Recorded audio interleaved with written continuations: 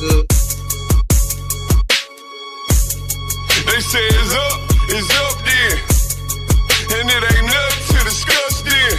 Pillow talking with revenge, we like best friends. Just left Atlanta, now I'm in Bama on the West End. Blood on 125th, don't you know about that? I can't fall out with my niggas, where they do that at? In position for that power, I can't get it back. I got that on me now, we don't play like that. He said the Bible don't teach you not to sin. Yes, the fuck it do. That's the whole point of following Christ. When he took us to First John, 1 second, Warrior. When he took us to First John, I read verse 7 where it said Christ cleanses you from all sins. Come on, man. This is insane. But that's that Christian dope. Go ahead, Masha. Out there teaching it like we teach. We teach you Christ is a nigga, man. We teach you God is a nigga. And guess who he loves? He loves niggas. He loves niggas. And that's one of the topics we're gonna talk about. They say it's up then. And it ain't nothing to discuss then. Pillow talking with revenge, we like best friends. Just left Atlanta, now I'm in Bama on the West End. Blood on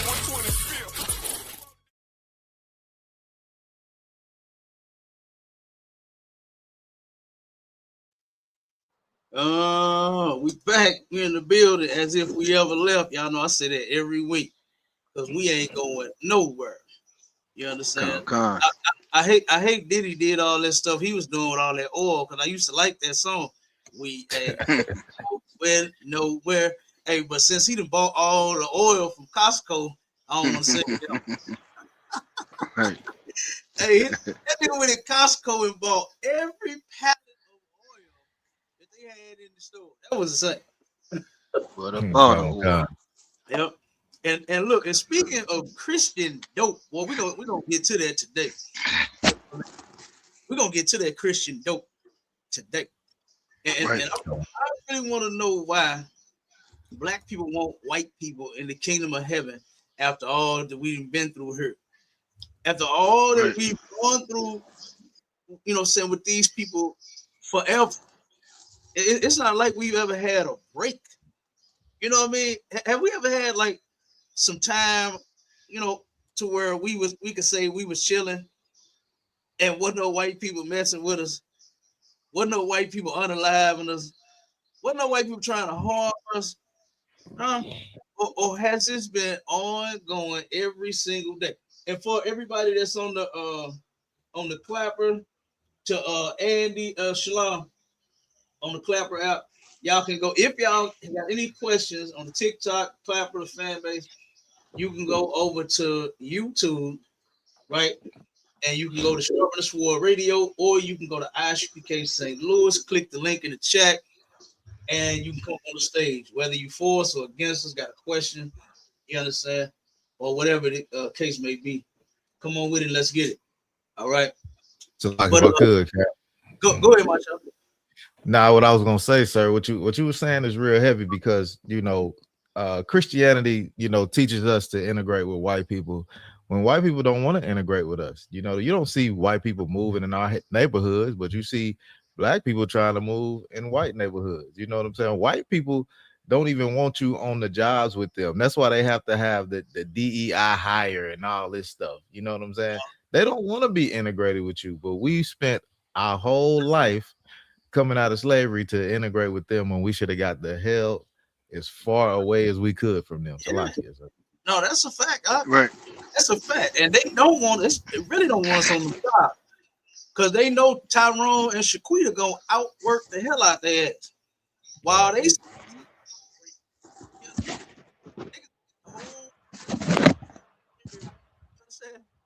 got the whole warehouse put up while they taking a smoke break.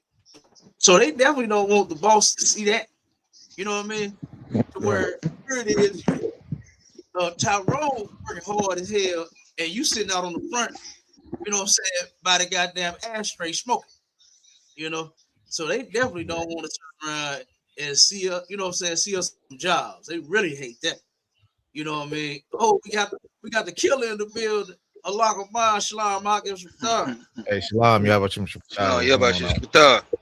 Hey, shalom. How about me? How was Shabbat Rakatah? Y'all doing Tabah? Yeah, we Tabah. Yeah, even better now that my Nick on the stage. You know what I mean? Right. Right. Yeah, but yeah, Mashallah, you're right though. You know, we have always since forever been trying to join with these people when they don't want to join us, as you can see. You know, like what people do, you know, like forcing themselves on somebody. You know what I mean? That's kind of like the relationship that we have with white people. Is here they are. This is like an abusive relationship, right? To where the woman is she come home, husband walked through the door. Hey, honey, she just so happy to see him, and he just slapped the shit out of her and tell her, bitch, go make me something to eat. You know what I mean? And she go in there and try her best. She got a black eye now it's shut. She trying her best to look at the chicken and make sure she don't burn it. You know what I'm saying? She trying her best to impress this damn man with this food, with this black eye, busted lip. You know what I mean? And she's trying to show him that she cares, she love him, and that's what white people do, man. We are trying our best to show them that we not like other. I heard that the other day. I heard a brother say that in the house, Mashallah, talk about, nigga, you is like a nigga. What the hell you talking about? Right. You like a nigga. How you gonna separate us from each other? You know? Exactly. Now, I mean, you might not be the hood, nigga. You understand? But you okay? Right. And ask a white man, are you a nigga? Right. Ask a Karen, are you a nigga? You understand? Matter of fact, let's ask this white man right here. Let's ask him. Let me play this real quick. And I got to play this one first. You understand? I got to play this video first. Because this right here shows the Christian spirit, man. This is the Christian spirit that is on the majority of Black and Hispanic and Native Indian men and women right now to this day. Check this out. Right. Nigger! Hey, nigger! God damn. Hey, boss, he came with it. Oh, nigger! Right, even wait. Hey, he was all with it too, wasn't he? You hear me? Hey, he letting you know what you is to him. Let me play it again. Hold on, start it over. I started out hard, didn't Nigger! Hey, nigger!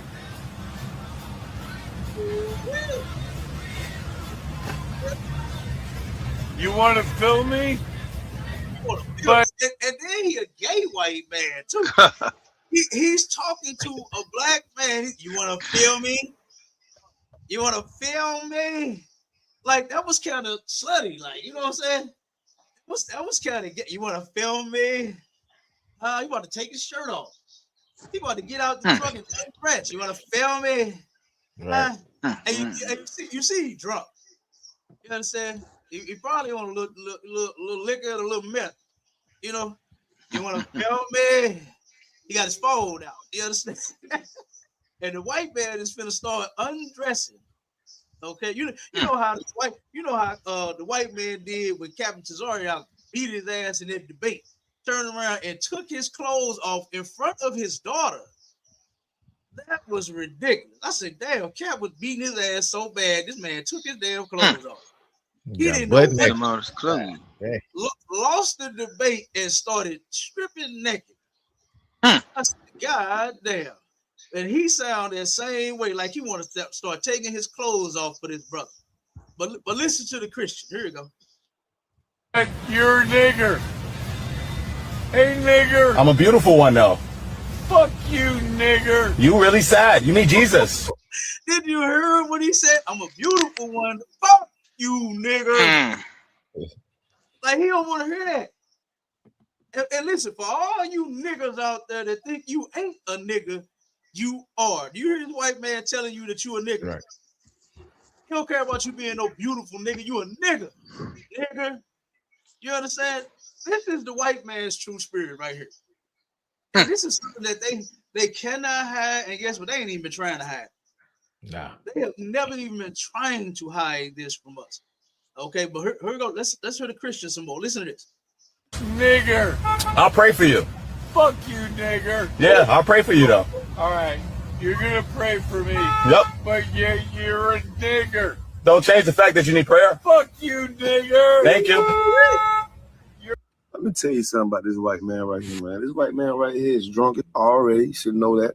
You know what I mean? But it's to the point, he's speaking from the heart. He's speaking from a pure white person that don't got no filters, no flaws on what he want to say. You know what I mean? And when you see a nigga, he's saying that, y'all niggas ain't shit. We hate y'all niggas. Look at you.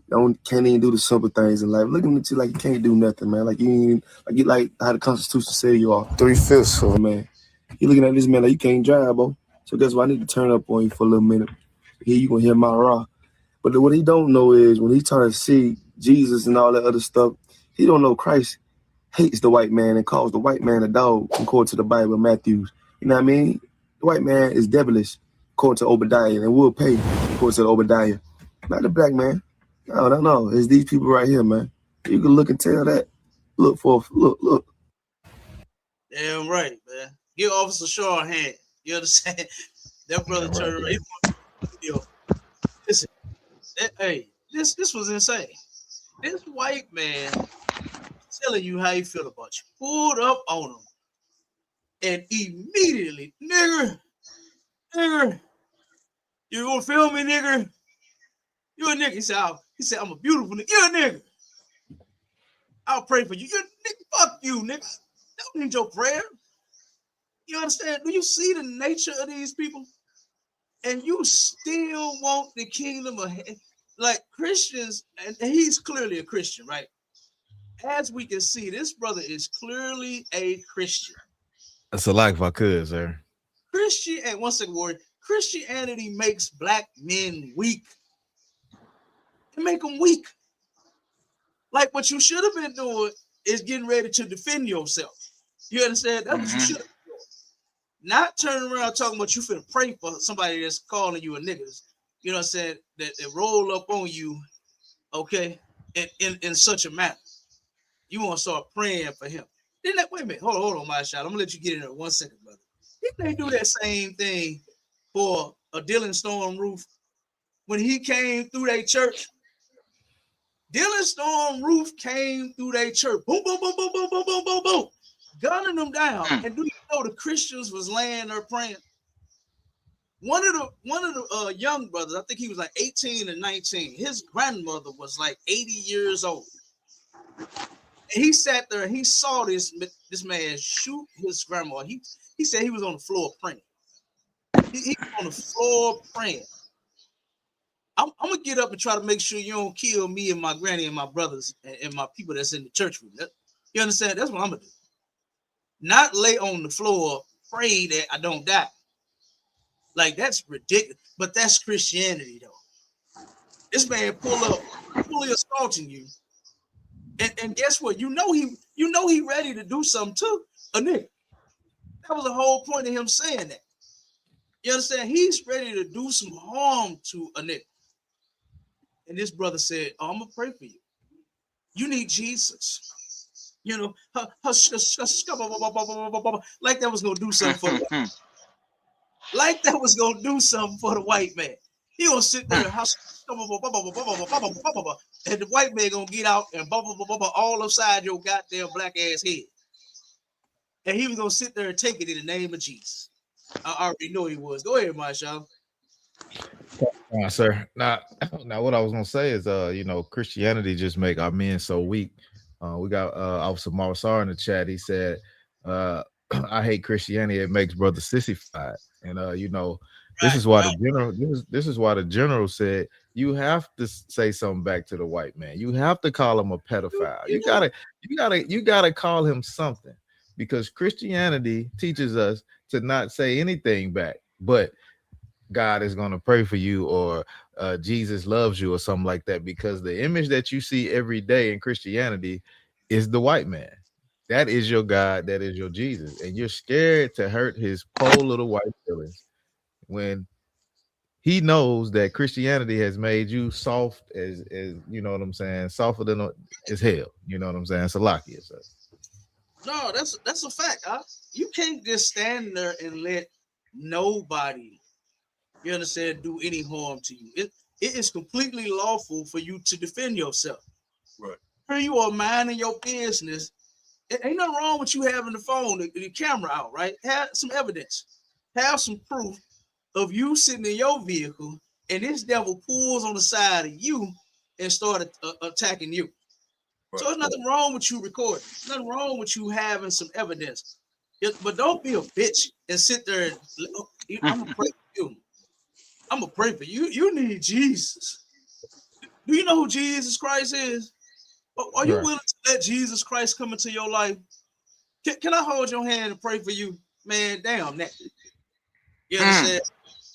I got some of them I'm gonna pray for. I'm gonna pray that all, how many I got in this thing, I got in this clip. I'm gonna pray that all of them get you. You understand? That's what I'm gonna pray for. I'm gonna pray that every last one of them that I got in this clip hit you. You understand? That's what I'm gonna be praying. Not praying. Oh Jesus. Oh, pray. Let me put hands on your forehead, Mr. Devil. Let me put hands on you real quick, and hope you catch the Holy Ghost. You know what I'm saying? That's what the brother probably wanted to do. He probably wanted to go up to him. What they say, my child? He wanted to minister to him. He wanted to go to the devil and minister to him. Hold hands and pray, Cap. They want to hold hands and pray all the goddamn time. Hey, man, this is insane. Christianity has destroyed us, man. I'm with the brother. It done made us sissified, man. You know what I mean? This don't make no doggone sense. All right, let me play the next one. Come on. Check this out.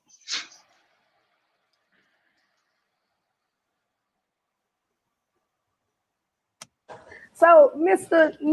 Nigga right here, you the one like call people niggas. Call me.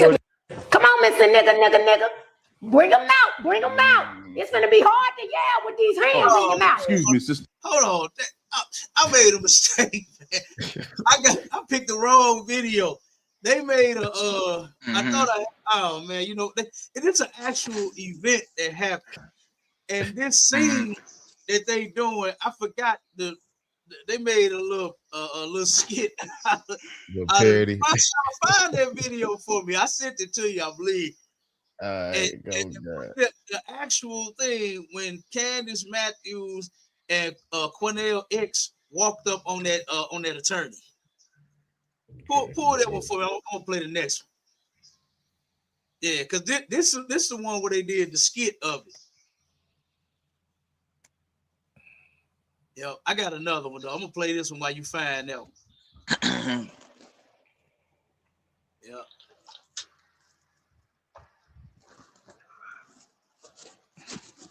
All right, let me play another one real quick. I got plenty of them though. I got plenty. Kind of. I got plenty of them. Here's another one. Look at this character. You hear?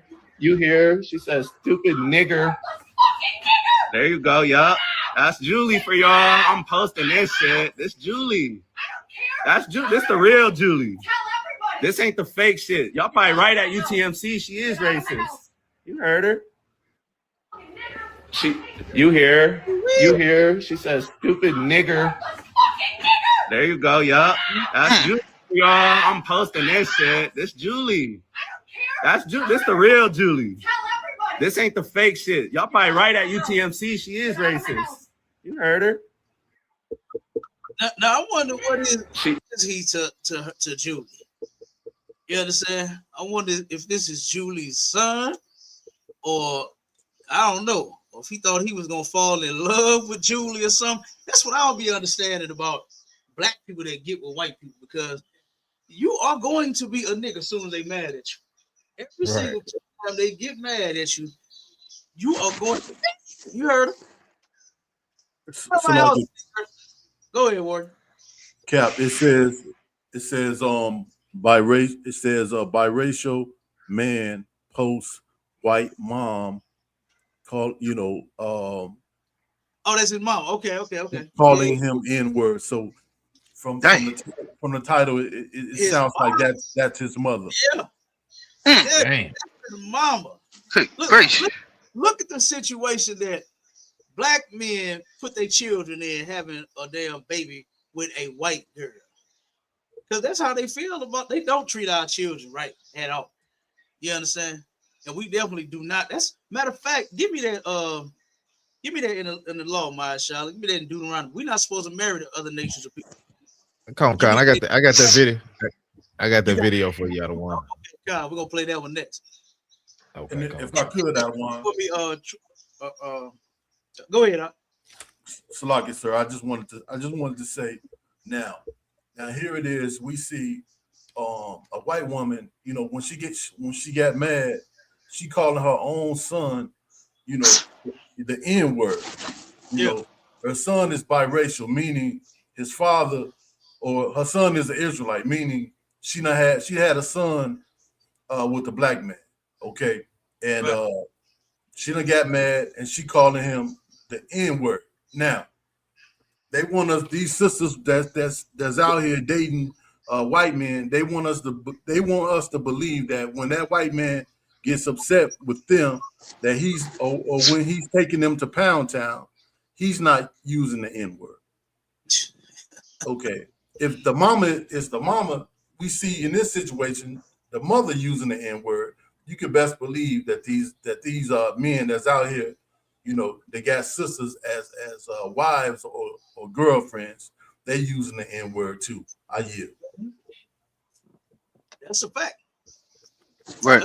They all using it. Go ahead, play that video, Marshall. Come on, sir. Play too.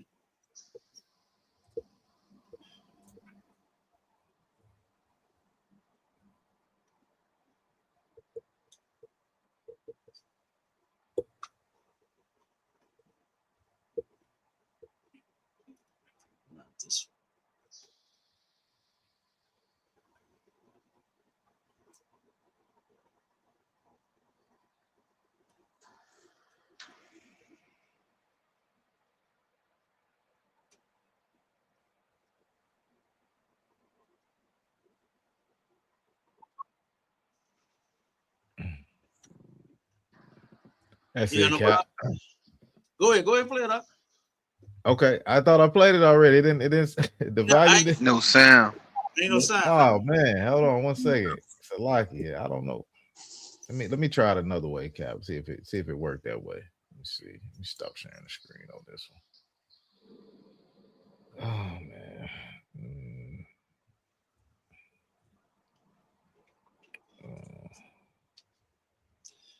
All right, Shalaki on that one, Cap. I thought it was very raw. Ain't no sweat. Mama, so you right, Doc. It is sad that black people run to be in relationships with them. You know, and this is what we always run into. We always encounter that. You know, right? It was a devil on Clubhouse. I know you remember that, Marshala, when Black Jesus Minister. Right. I know you won't. Say the N-word in front of me. Come on, down in there. And I'll give you a taste of everything for the ancestors. Say it. Say it in front of me. I dare you to say it. It's Quanell X, but you'll learn it real well. I know you won't. Say the N-word. Hold on, Cap. Oh, I got it. Hold on 1 second. Okay, now, go. The greatest Christian in the world, Black Jesus Minister, right? This dude turned around and brought a white woman to his stage. And this white woman was in the room. Now, Black Jesus Minister is a black man, and she came in there going off on some brothers and sisters in that room, calling them the N-word, right? And she said, "What's the big deal? I got sons, I got black sons, and I call them the N-word too." You know what I mean? This is what the white woman said. And do you know Black Jesus Minister did his best to defend her? He defended that devil. Of course. You know, and it is sad how we run to their aid, run to their beds, run to all it as if we actually are going to run to safety or something. When you're not safe over there. You hate your people, you hate dating black women, but look what you get when you get a white girl. Because you know that black man was called the N-word several times too. You understand? more than once. More than once. Okay. So yeah, it is sad. You know what I mean? It's terrible. But let's play this the Cornell X video. In front of me. Come on, go on in there. And I give you a taste everything for the ancestors. Say it. Say it in front of me. I dare you to say it. It's Quanell X, but you'll learn it real well today. Yeah. Say it. I bet you won't say a word in my face. See, you talk to black women like that by themselves. You intimidate black women by themselves. But a black man, you won't open your goddamn mouth. I dare you to say it. That hearing aid. I dare you to say it. That hearing aid, shit. Get your old ass out. Run around with your power. She said, "Get your old ass in there." Hey, but you know what? That is true. And the majority of videos that I have is the white man assaulting the black woman. Drop that one, my shadow. Let me pull this up.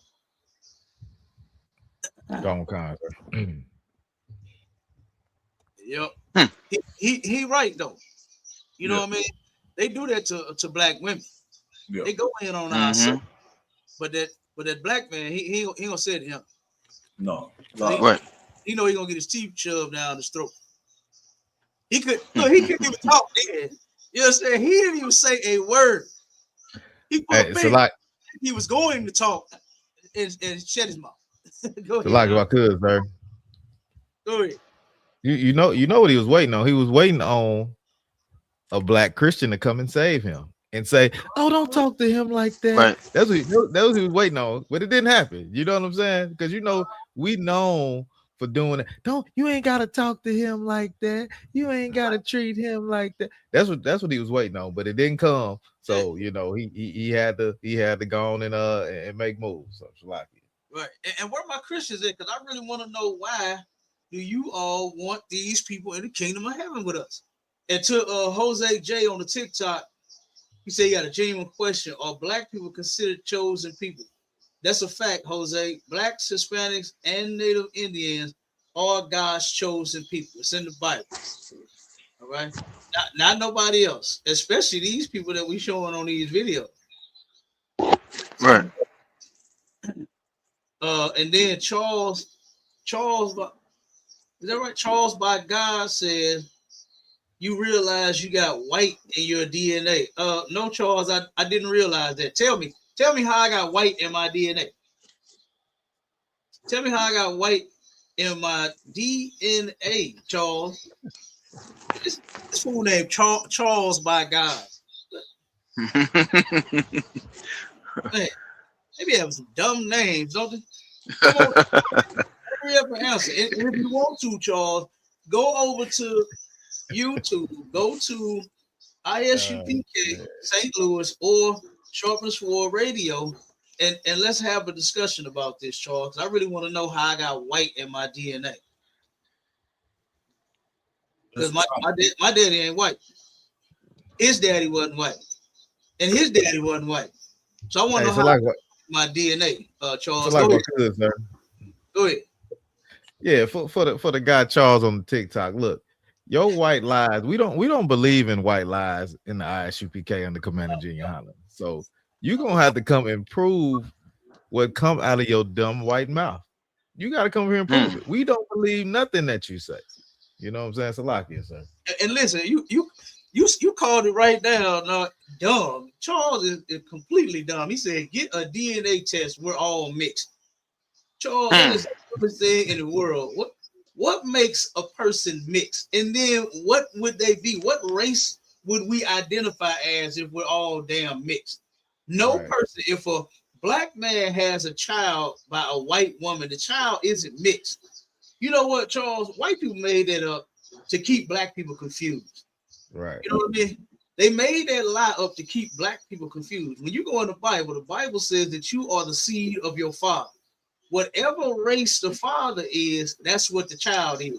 It doesn't matter about what I'll say it in a metaphor. Hopefully you can understand. You probably don't get sex much.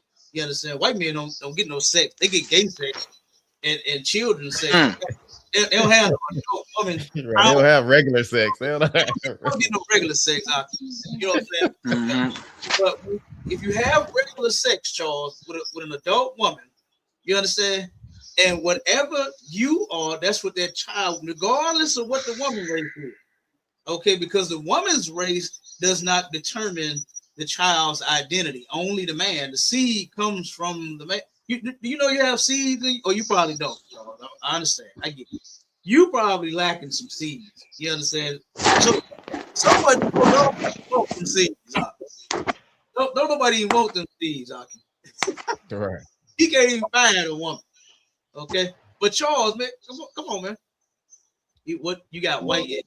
Oh my God. To the brother ARP, I think that's what he said. Was Ruth an Israelite? What you think Ruth was? I'm gonna ask you that question before I answer.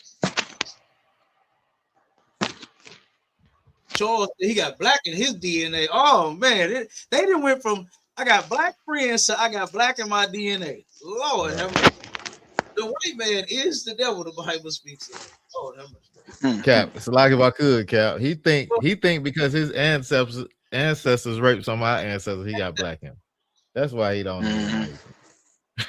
He's idiot. He said we're all. He meant to say mixed. He said we're all mixed one love. No, that's not true, man. That is not true, Charles. You need to stop that, man.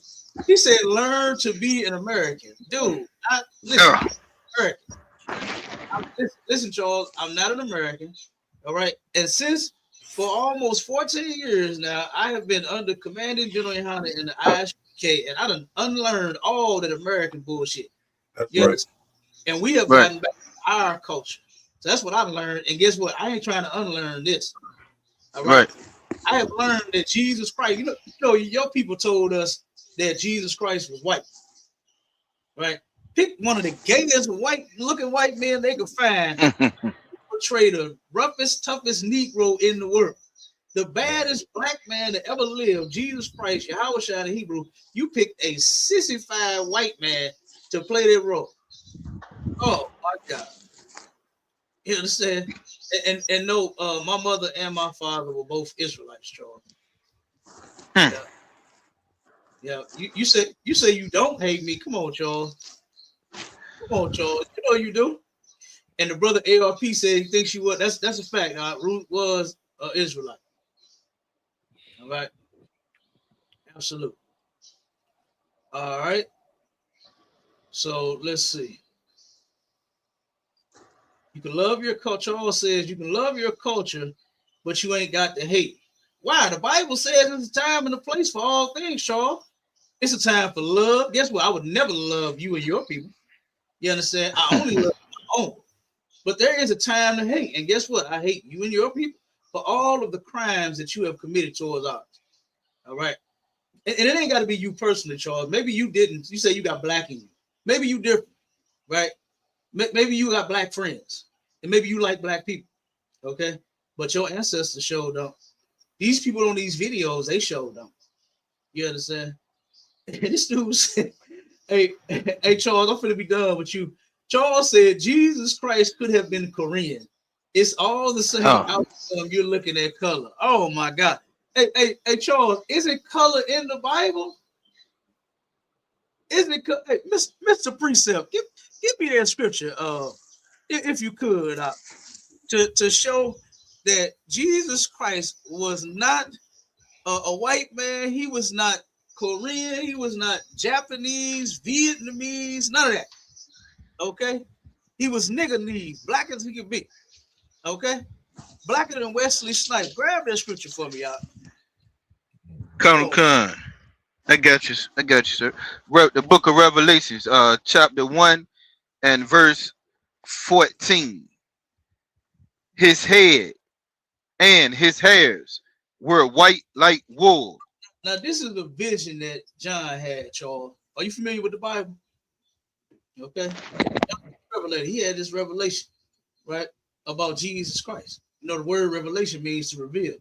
The Bible reveals, even though we haven't seen, I'm talking about we today haven't seen Christ, it tells us exactly what he looked like. All right. So it's describing the hair on his head, his fro, and his beard. It said it was white like wool. Keep reading up. Come. As white as snow. So the wool is one second. The wool is the texture, and the white as snow is the color. Keep going. And his eyes were as a flame of fire. And his eyes was as a flame of fire. The Bible said that Christ drank wine. So, you know, when black men drink a little bit, get a little buzz, their eyes get red. Keep going. Verse 15. And his feet like unto fine brass. Feet like unto fine brass. It is does brass have a color? Charles, keep going. As if they burn in a furnace. So when you put something in a furnace, it get what? Real black. Get black. You understand? You burn it and it gets black. All right. So that's what it's talking about. Christ was blacker than Wesley Snipes. All right, Charles. And then Charles said he like the human race. He don't look at color. Charles, stop lying, man. Charles, stop it, dude. Come on, man. Hey, he funny as hell. Like you, sir. Go ahead. You wanted to go to the what's that, Song of Solomon? No, that's the one. He gets okay. I got a quick question, Cap. I got a quick question for the guy, Cap. Yeah, asking this for me, Cap. If color don't matter, why in the hell did they paint him white then? Why did they choose any other color? Why did he have to be white? That's what I want to know. If color don't matter, why did he have to be white? Oh wait a minute, my Charlotte. Why didn't they make them olive like they claim? Right. They claim Christ was olive complexion, and guess what? It's only two colors to an olive: is green or damn black.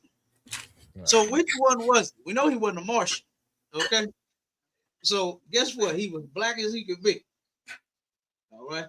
Charles said, "Careful what you say. If you got hate in your heart, you're not going to enter the kingdom of heaven." Oh my God! What? Here go Christianity. He finna hit me with the shabala. Oh my God! He gonna start typing. He gonna start typing in tongues next. hey Charles, why don't you go hit the link on the YouTube, man, so we can have a discussion and stop all that typing. All right. He said there's a lot of Italian people that got olive color. This dude's stupid. This dude's stupid. Let me play the next video. All right, let's play this. Soon as Sarah walked out the classroom to go to the restroom on camera, Mr. R is tickling my baby. He's just strangling my child for no reason. For no reason, he's strangling my child. I got the police coming up here now. It's on camera. Soon as Sarah walked out the room, he's hurting my son and calling him in the N-word. Damn.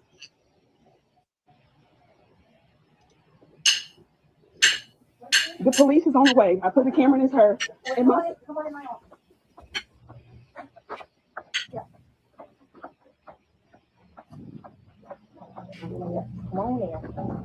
So I guess yes, they're on the way. He's choking my son. Hey, this is terrible. This sister right here, and she was very clever.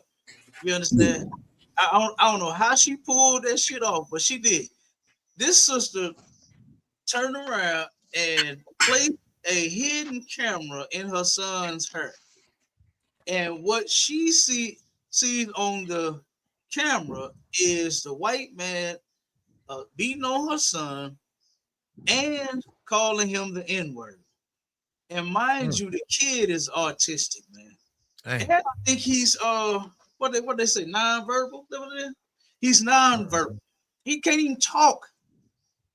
A defenseless little kid, and you up here abusing him, and that's in the scripture too. Give me that Halakamah. Grab that scripture, the one to where they would not regard the elders or the young. Give me that in Deuteronomy.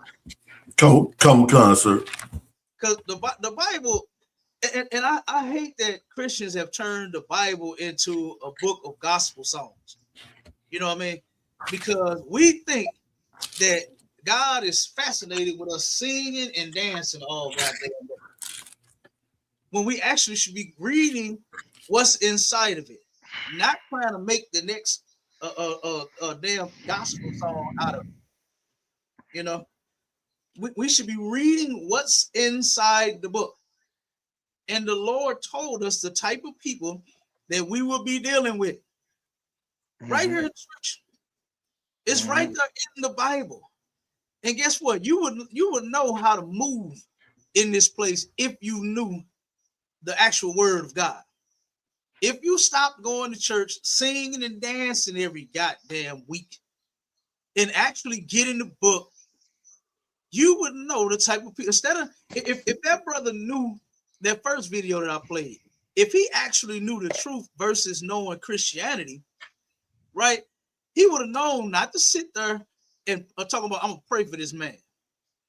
You would have known that he is the goddamn devil that the Bible speaks of. That's right. You understand? And you would have known how to prepare yourself, you know, in case you have to defend yourself. Not turn around. You need Jesus. This fool told an animal that you need Jesus. And matter of fact, get that scripture for me too. The death adder. Get that scripture for me too. The Bible says that the white man is like a death adder. He can't even hear you. He's not even listening. You understand? And a death adder is going to do whatever the hell it wants. And no matter what you say, no matter what you do, he's not going to stop. Okay? He's not going to stop. Go ahead, Allah, read that scripture. Come, sir. The book of Deuteronomy, chapter 28, and verse. Hold on, one second, Warren. Come, sir. Hey, ARP, don't worry about what other camps do when they rebuke you for you saying whatever you say. You know what I mean? He said even though he's not a member of the ISUPK, he get rebuked from a lot of brothers. Don't worry about that. You know what you want to do? You want to get into the ISUPK, which is the home of the truth. Okay, that's what you should do. All right, and if you're interested, right, you can call the St. Louis School. The number is 314-696-8288. All right, 314-696-8288. Mashallah, type that in the TikTok for me. Come, sir. Throw out a word. Yeah, don't trip off that up. You know, I get a lot of heat from other Israelites too. You know what I mean? And guess what? I ain't bothered none by it. All right. And guess what? You'll get that same spirit. You get that same strength when you come here. All right. So yeah, but brother, go ahead, finish this. Start the scripture. Come, sir. The book of Deuteronomy, chapter 28, and verse 48. Therefore shalt thou serve thine enemies, which the Lord shall send against thee in hunger and in thirst and in nakedness and in want of all things. And he shall put a yoke of iron upon thy neck until he have destroyed thee. Verse 49. The Lord shall bring a nation against thee from far, from the end of the earth, as swift as the eagle flieth. The eagle flight, you know, that's they symbol. That bald eagle. You understand? White man love that bald eagle. Go ahead. That's right. A nation whose tongue thou shalt not understand. So we didn't understand that English that they was talking, you know, because we spoke Hebrew. Okay, so the Lord said this nation, right, we're gonna have to go to them for want of all things, to eat, to drink. Where we get our water from? We got to pay whatever state, city you stay in, your water company. You got to pay the white man to have water running through your house. That's right. Okay, and they done pass laws here in St. Louis. You can't even catch rainwater. It's illegal for you to put a bucket and a filter under your gutter system and catch the goddamn water that's on your house. Because guess what? The white man want that bill money. You understand? He don't want you catching no water of your own. He want that bill. That food. We got to go to his grocery stores. You know, they I think it's supposed to be a black-owned grocery store over in, I think, Cahokia or East St. Louis somewhere.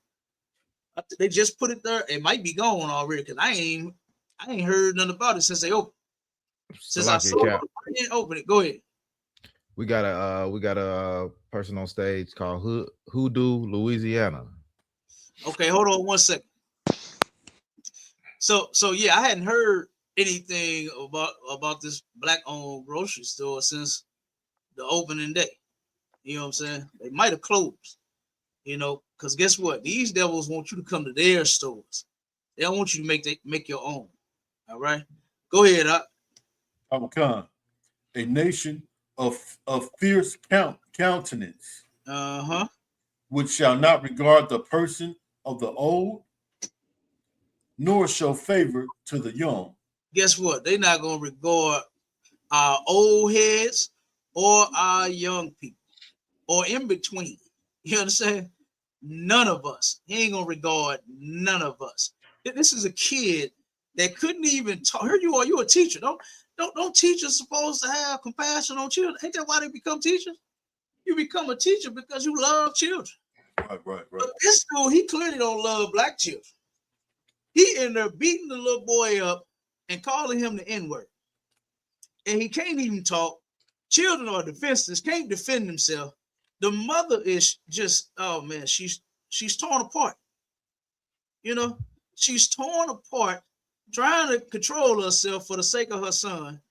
You know what I mean? But she did another video, you know what I'm saying, where she they had a little press conference and she spoke mighty strong at that one. You understand? She said, damn, that she getting justice for her son. And I'm with her. You know what I mean? This is insane. All of this treatment that we go through with these people and Christians, like that brother on that first video said, I'm gonna pray for you. You need Jesus. Don't you see that they hate Jesus? Do you not know that the white man put Jesus to death in the Bible, dude? What is you talking about? How are they gonna get some Jesus when they the ones that unalive? Like, come on, man. This is insane. Go ahead. Who we got on stage? Hoodoo, Louisiana. Peace. This is Hoodoo in Louisiana Voodoo. How y'all doing? All right, shalom, brother. Hey, shalom, brother. What's going on? What's going on? Ain't too much, and just to be brief, and when I say this, it's really not to put nobody back against the wall. I'm not here to disrespect anyone, but I'm curious, are you all able to genetically verify that you are Hebrew Israelites? Yeah, we can. Genetically, with DNA? Who said we needed a DNA test? No, I didn't say you need it. What race are you? What race are you? I'm African. What do you I'm identify? Brother, I'm trying to answer your question. I'm African American, but I never said you needed a DNA test. I'm asking, have you taken a DNA test to verify that you are Hebrew Israelite? I got you. But have you taken a DNA test to verify that you are an African and an American? I don't know how the hell somebody. Definitely, I have actually. Okay, so what test did you take to verify and prove that you are an African and an American? Go ahead. Yes, and I'll answer your deflection tactics. It's not a deflection. I took more than one. I'm answering your question. It's a legit question. What Notice test you didn't answer mine though, but I'll answer yours. Take to prove that you are an African and an American. Sounds exactly. Now watch me. Now watch me answer your question, even though you ran from mine. Now I'm trying to. Can I answer your question? Go ahead. Yes, I took. Matter of fact, I'm gonna shout the African American owned company out first. There's a company called African Ancestry DNA. Additionally, I took Ancestry.com and so other companies I don't want to shout out. But to answer your question, why you don't want to shout them I out? have because they're not owned by African Americans. But you took this DNA test from them, and they told you were African American, and you. Yeah, brother, I'm trying to tell you. Can I tell you my genetic breakdown? Why you won't shout them out? They're told. They gave you your answer. Exactly. I'm gonna shout out my genetic breakdown. And notice you still running from my question, but let me answer yours. I have. All right, go ahead. You talk since you want to talk. I'm listening, brother. I didn't run. You keep saying I ran from something. I didn't run. All right, so brother, do you have any DNA evidence that you're Hebrew Israelite? Yeah, we got proof. And how did you get that proof? It's in the Bible. I said genetic evidence, brother. I'm telling you my evidence. It's in the Bible. Oh, so it's basically a spiritual conviction. You have no tangible DNA evidence. I didn't say spiritual conviction. That's not what I said. I said, brother, you talking about you read the Bible and you're spiritually convicted. You don't have no DNA evidence. I didn't say I was spiritually convicted of anything. Exactly. So do you have any DNA evidence? Yes or no? That's not what I said. Do you have any DNA evidence? Yes or no, brother? I want to hear your DNA evidence. I told you mine. You don't want to shout and look, when I asked you, you run. I didn't run. Okay, so do you have any DNA evidence, brother? I didn't run. Here's the thing. Here's the thing. Do you have any DNA evidence? This is why I don't answer. Because guess what? Nobody looks for proof of anybody being anything else. But soon as a nigga say that, so you don't have proof, brother. Hold on, dude. Soon as a nigga say that he's an Israelite, now all of a sudden you want to see proof. You ain't went nowhere to take no goddamn test to prove that you are an African American. Nigga, you took the title that the thou shalt not lie in the Bible. Why you lying? You took the title the white people gave in the Bible it say thou shalt not lie. The title the white people gave you. Don't you know? And the Bible say thou shalt not lie. Why you lying? Don't even go by African, dude. Do you know that? Do you know that real Africans don't even go by African? They'll tell you what tribe they from. That's what real. Exactly. I was trying to tell you the tribes. You cut me off. What tribe you from? What exactly. Let me answer that. Yeah, let me answer that. Let me answer that, brother. Yeah, I'm from the. Y'all know that when I asked him, he said I'm African American. American, exactly. You didn't say nothing about you was from. You cut me off when I was trying to say the tribal breakdown. Look, he from the Dahomey tribe. He the woman king. You understand? He the woman king. You from the Dahomey tribe?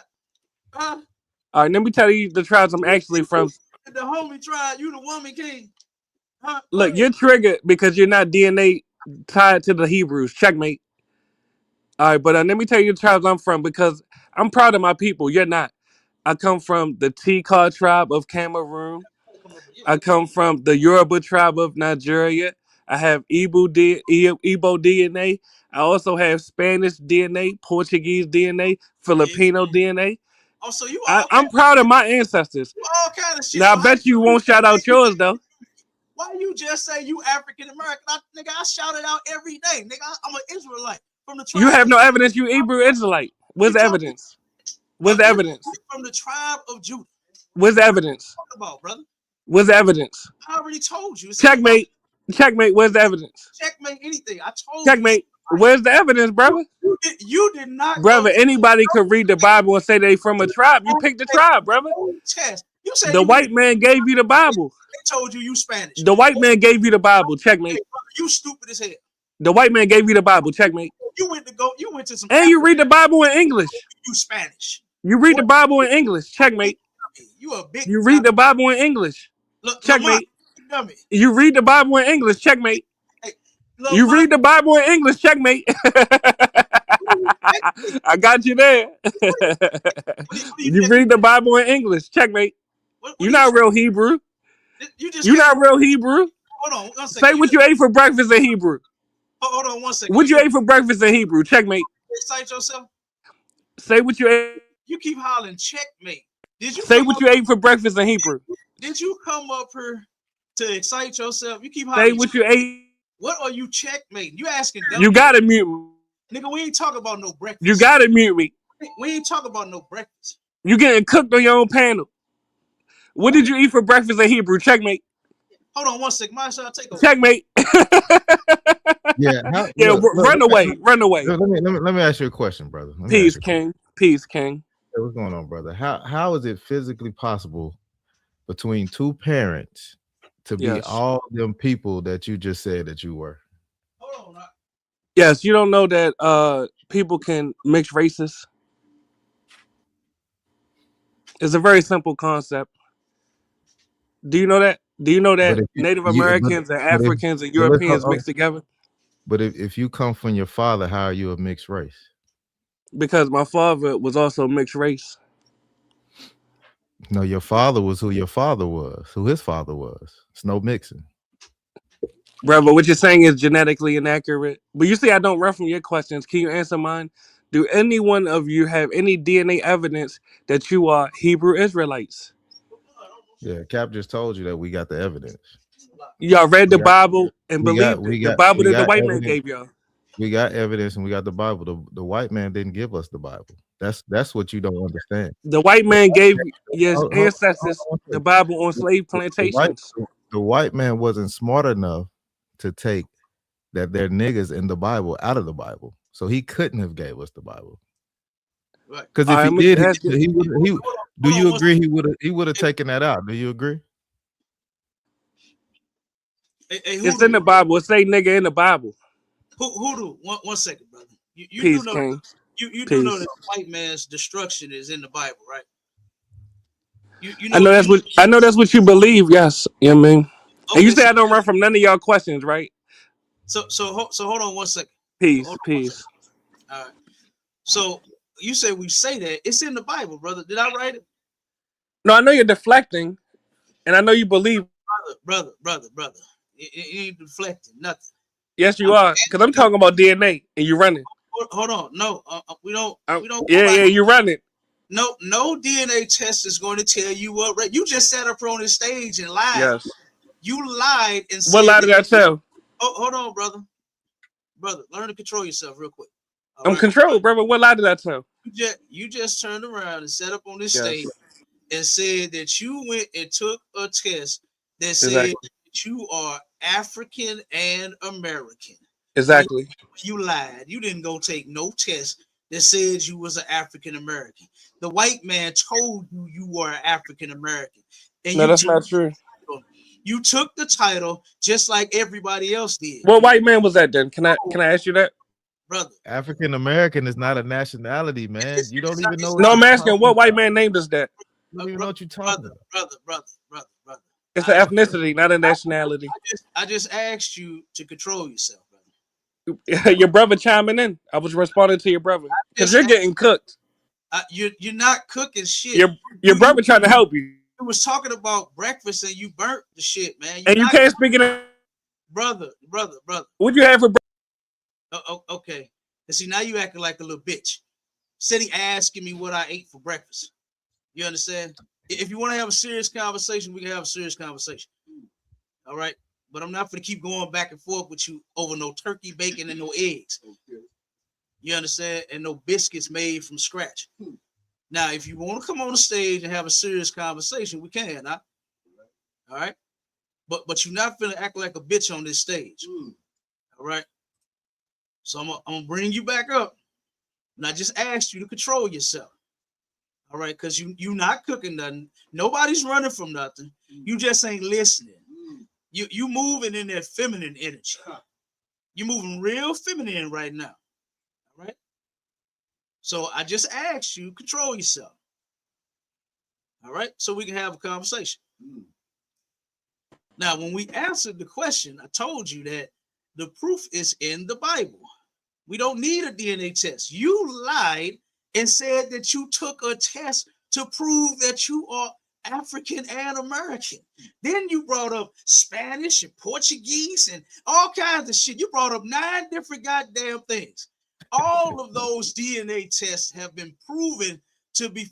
You know what I'm gonna do for you, Mr. Voodoo? Send me your email. Put your email in that back check. I'm gonna send you the show that we did on DNA tests and how it's all bogus. It's all bullshit. You can find video. Mind y'all to find that video real quick where that white man took and did a DNA test on his cat, and they told his cat he was an African American. They told his cat that he had 9% European in him. The cat had 12% African in him.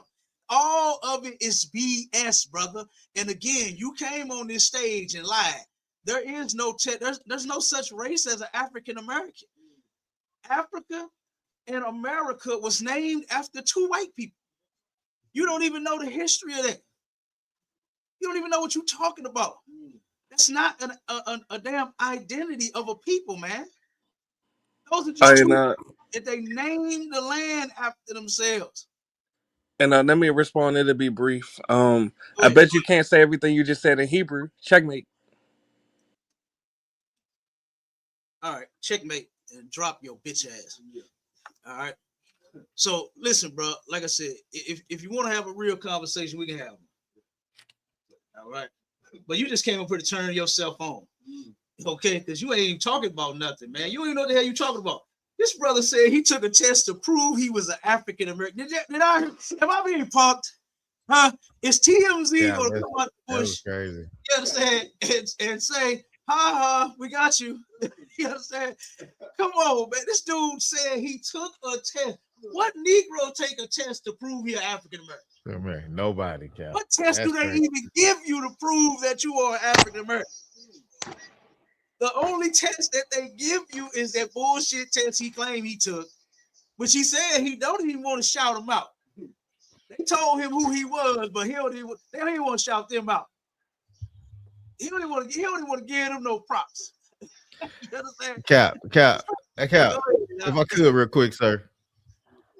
Oh man, this why it explains why that dude is so retarded, because he mixed with so many different people. He mixed with like 9 different people. You gotta be retarded, man. Okay? That's what every test tell you. Every DNA. Do you remember the show we did with DMG?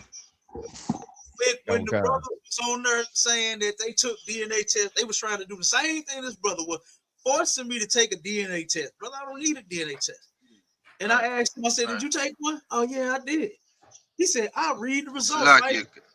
This brother, one second, Warrior, this brother read 9 or 10 different things he claimed to be mixed with. They told him he was mixed with. I said, brother, so you all like, who the hell are you then? What do you identify as? If you 9 different damn people, which one are you? This is stupid. That DNA thing is bogus. That African company, I don't remember the name of it, but that African company, they was on the news. You understand? For them doing false and bogus DNA tests. Okay, you can find it on you. Matter of fact, Marshall, find that for me too. Find that for me where they busted that African doing those fake tests to where that black woman, they told her that she was from like 3 different tribes in Africa, something like that. And they found out that they was just running a scam. You know, them Africans be running scams, been running scams on us for the longest. They have been running scams on us for the longest. And they just found something that since you Negroes want to be an African so damn bad, you want to be African so goddamn bad, okay, we're going to make you an African then. And then they turned around and told this woman that she was from 3 different tribes. And like, she's still confused. Like, which one am I then? I don't understand this. It don't even make sense. When the Bible simplifies who the hell you are. You are the seed of your father. Whatever your father is, that's what you are. That's what the child is. I'm an Israelite. All my children are Israelites from the tribe of Judah, might I add. All right? If a white man has a child with a black woman, that child is white. It's a white child. If a black man has a child with a Korean woman, that child is black. Nothing is mixed. Nothing is mixed like Charles said on TikTok. Nobody is mixed. You don't turn around and throw an orange seed and an apple seed in the ground and it becomes an or apple. You understand? It doesn't become an or apple. You're going to have oranges and you're going to have apples. You understand? You got to do some special shit to make it hybrid and all that. That new shit they be doing where they put the seeds together. And I don't know how they do that. Squeeze the seed together and make some new kind of fruit. You understand? But they doing that though. You know what I mean? Go ahead, Akal. Yes, like you. So yeah, you know, this just go back. He talking about we reading the white man Bible, but he's accepting the results from the white man's DNA. You understand? Who's been tricking us from the beginning. But once again, Cap, we see this Christianity taking effect, the same way when that brother Martin Luther King say I had a dream with little white boys and black boys and girls joining in together. That right there disarmed us, Cap, as a race. You understand? When he joined us to these goddamn devils, and you will have a brother like him thinking he African American because he don't know his identity, he don't know who the hell he is. Because if you knew his identity from the first place, you would have never had to go there to find out who you are, brother.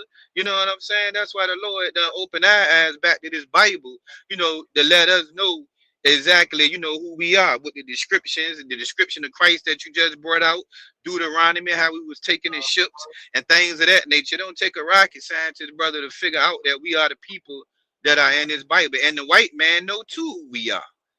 Right. You understand? So, you know, that brother really need to, you know, come in here, man, and you know what I'm saying, and learn something, get some real history and things of that nature, you know, because their brother is obviously completely lost. Yeah, he really is. And look, we're gonna have to do him like a little kid. We got to whoop him to make him sit down and learn. You understand? We got to get the Home Depot Hank Stern stick and pop him on his hand. Boy, sit down, shut up, so you can listen to what we teach you. That's how we're gonna have to do him. Because you can tell he real silly. You know what I mean? He real silly. Hey, Indigenous, what you talking about? You said human can mate regardless of color. What are you talking about, man? What are you talking about? Humans can mate regardless of color. That's a whole lie that we all can just mix together with whoever we want to. You understand? And then here's a question for you, Indigenous: is why did God give every man their own woman if it's okay to mix? You got the white man. Guess what he got? Indigenous, a white woman. Indigenous. The black man, guess what we got? The black woman. The Chinese man, guess what he got? The China woman. They dumb too. Some eyes and shit. They can't even see. You understand? They can't even walk and talk. All them some stupid people. They're there, but they people regardless. But they, he got their own woman, and he can have them. You understand? The black, Hispanic, and Native Indian man, we got the baddest women on the planet. Why would we want to mate with something nasty, filthy, as a Karen? Why would you even want to mate with a Karen, man? You see what that Karen was doing to her own son by a black man. You know, cussing him out, going off on the man, calling him the N-word. You know, and it's her own son. Why would you want to mix with those people? And the Lord said in the Bible not to do that. We are not supposed to be taking the royal seed. And guess what? My seed royal. My seed royal, baby. They can't have it. You understand? Can't no white. Like I could, Cap. Go ahead. See, and what people don't really understand is, you know, the animal kingdom is very, very smart. The lions only have sex with the lions. Come on. The tigers only have sex with the tigers. Come on, my bears only have sex with the bears.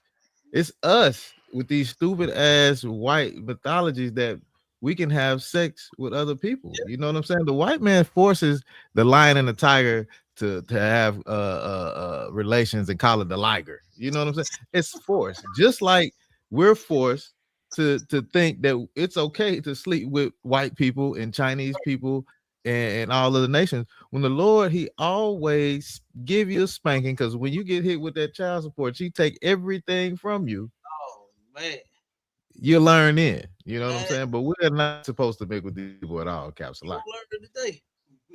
You gonna learn today. Okay. Yep. All right. So look, we're gonna where the Christians at? Why y'all ain't coming up on the stage? We had one goofy one. I want to talk to the Christians and understand why y'all desperately want these people in the kingdom of heaven with you. Okay. He said you never give a preference. You don't prefer your own woman over every other woman on the planet. I think you saw. I think you're a sucker. You know what I mean? To not prefer your own woman over. Why would you want to give what you have to offer to somebody else that's not your people? Huh? Why would you want to give everything that a man is supposed to do for a woman, like protect, provide for, you understand, reassure her? Why would you want to do that for somebody outside of your race? You don't give a preference. I think that's a simp, man. You yeah, hey Cat. And see this what's wrong with these pro-black niggas, man. You niggas ain't really pro-black if you want a white woman. You ain't really pro-black if you want to be with a Chinese woman, man. If you want to be with anybody outside your race, you're not pro-black. So while you up here talking about you an indigenous black man, you sitting up here rooting and trying to convince somebody that it's okay to sleep with other nations of people, man. It's crazy. Right. That's disgusting. Because the Lord said in the Bible, never to mix with them people, man. And Antoinette Green is right. DNA is a scam. That's a fact. And dude, I want to play a quick video on that, Cap, if I could, sir. He the only somebody that don't realize. Go ahead, Marshawn. All right, come on, sir. Here we go. When Oprah was finally in the first series, and we gave her a DNA test, basically the next day she went to South Africa to announce that she was opening what became the Oprah Winfrey Leadership Academy. She was in an auditorium like 75,000 people or something, and she announced that she just had the test and that she was Zulu. It broke on CNN. I was sitting in my living room minding my own business and said, Oprah Winfrey's a Zulu. So I called Rick Kittles and I said, Rick, did you tell Oprah she was a Zulu? He goes, no, man, she made that up herself. It's a true story. It's a true story. I would lie to make you laugh, but I'm telling you a true story. I said, Rick, are you in your lab? He said, yeah. I said, is anybody there? He said, no. I said, when the results come in, make her Zulu, man. I said, you back there making it up anyway. Nobody believe you could take some spit and figure out a tribe? What are you, crazy?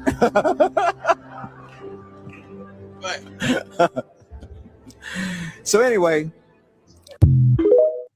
There is no DNA test that you can take that is going to tell you what tribe you are from, what race you are. It's not going to happen. That's why they got all them small percentages of all them different people. And all it is guesswork. It's guesswork. They even claim in the research, and if I'm not mistaken, I had to go back in the notes that I got. It can only go back to like 5 close relatives in order to find out who you, and that's evident. You understand? 5 folks that's right now to this day. You know what I mean? It was something like that. I had to go and look up the notes on that. But that DNA stuff, it is a scam. It is not going to tell you who you. That's why the dude turned around and said that the test told him all these different people that he mixed with. And all that is just to keep you confused so that you will not know who you are. You know what I mean? To where you sitting here thinking that you mixed. You know, what the hell is mixed? What race do you become if a black man and a white woman get what are you, blight? You understand? What are you now? What do you become? You know what I'm saying? Like Chinese and Russian, what are you now? Trussian? Like, this shit don't make sense. That don't even make sense. Nobody is mixed, man. It's stupid. You know, that's another lie. You understand? That the white man to put in the earth, he done put so many lies out here. And guess what? Our people gobble them up. They eat them up. They love them lies. You know? And they rely on them instead of the Lord. It's insane. Go ahead, Carl. Right. Yeah, sir. I just had a precept, pretty much discussing, exactly what we're talking about for these brothers that want to mess with these strange women, these heathen women, thinking that they can do that, and also what the Bible calls these types of brothers, what type of men that they are. The book of Proverbs, chapter 7, verse 5. That they may keep thee from the strange woman, from the stranger which flattereth with her words. Okay, y'all learn. go ahead, Oxalak. Come and reread it, Cap. Proverbs 7 and verse 5. That they may keep thee from the strange woman, from the stranger which flattereth with her words. It's a little bit more, Cap. Verse 6. For at the window of my house I looked through my casement. Verse 7. And beheld among the simple ones, I discern among the youths a young man void of understanding. Yeah, that brother definitely is void of understanding. He ain't got none. He ain't got no understanding. You understand? Hey, Indigenous, what comment did I remove from the chat? I didn't remove any comment, bro. I don't know what comment you talking about. Whatever comment you put in there is still in there. I didn't remove no comments. Yeah, and look, man, listen, I ain't a hater of the chat. I let y'all comment. Whatever y'all want to say, y'all say it. Type it in there. You know, you ain't doing nothing but running your finger lips anyway. You ain't bothering me. Okay. Yep. So let's see what we got now. Let me play this other video. Since we did a few videos that were recent, let's go back and let's see how these people changed. Let's see how these devils changed any. They turn around and been calling us that N-word and been harming us since forever. And let's see about this one. This is the sundown town back in Cicero in Illinois. This is in the 60s right here. All right. And matter of fact, they still got sundown towns today.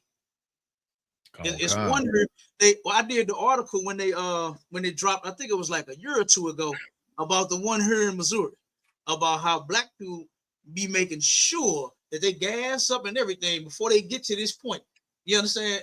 Have to stop in their sundown town while they travel because they know that they ain't gonna stop for niggas. You know what I'm saying? They know this.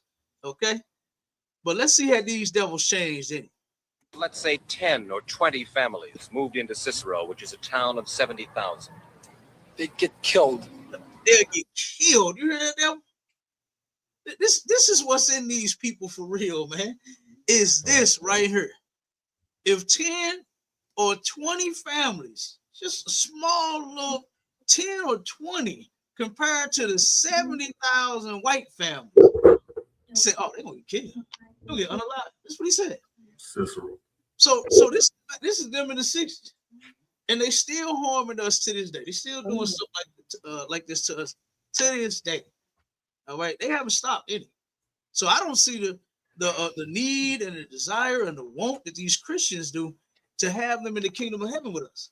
It don't make sense at all. For number one, like the Lord turned around and punished us for our sins, right? Sent us into captivity for us doing wrong. Now these people get to unalive us, they get to call us N-words, they get to assault us in every type of way, right? Martin Luther King was teaching black people how to walk around and get beat up. You can look this up on online on YouTube. They had classes where they were teaching our people to "we shall overcome." Just keep walking and keep singing. The white man throwing rocks at you, spitting on you, hitting you upside your head with billy clubs. They were sicking dogs on you. No matter if the dog biting your leg on, "we shall overcome." While the dog is biting your goddamn leg on. Just keep on singing. Just keep on marching. You understand? That's what Martin Luther King was doing. That's Christianity for you. And Martin Luther King, he was weak and he was stupid too. No matter how many degrees he had, the man had like 7 of them. He was one of the smartest dummies in the world.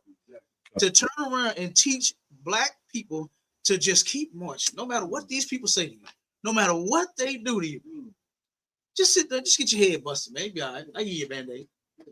You know, they took children. They had I think it was thousands of little kids between the ages of 10 and 18 that got arrested as criminals. They sick dogs on them. You know, we got the book. Matter of fact, I got the book right here. To where on the cover of this book, it's the story of the Birmingham Civil Rights Movement in photographs. The cover of this book got the white man holding this is a teenager. Holding him while the dog is biting him. Look at him. Look how he's just standing there taking the bite. Taking the bite. This is what Christianity has done to us, man. To where abuse is normal to us. Huh? What says it? Talk on the mic. said Christianity have destroyed us. Uh-oh. Is that the one on? Is it on? Turn the other one on. Make sure. That one might have died.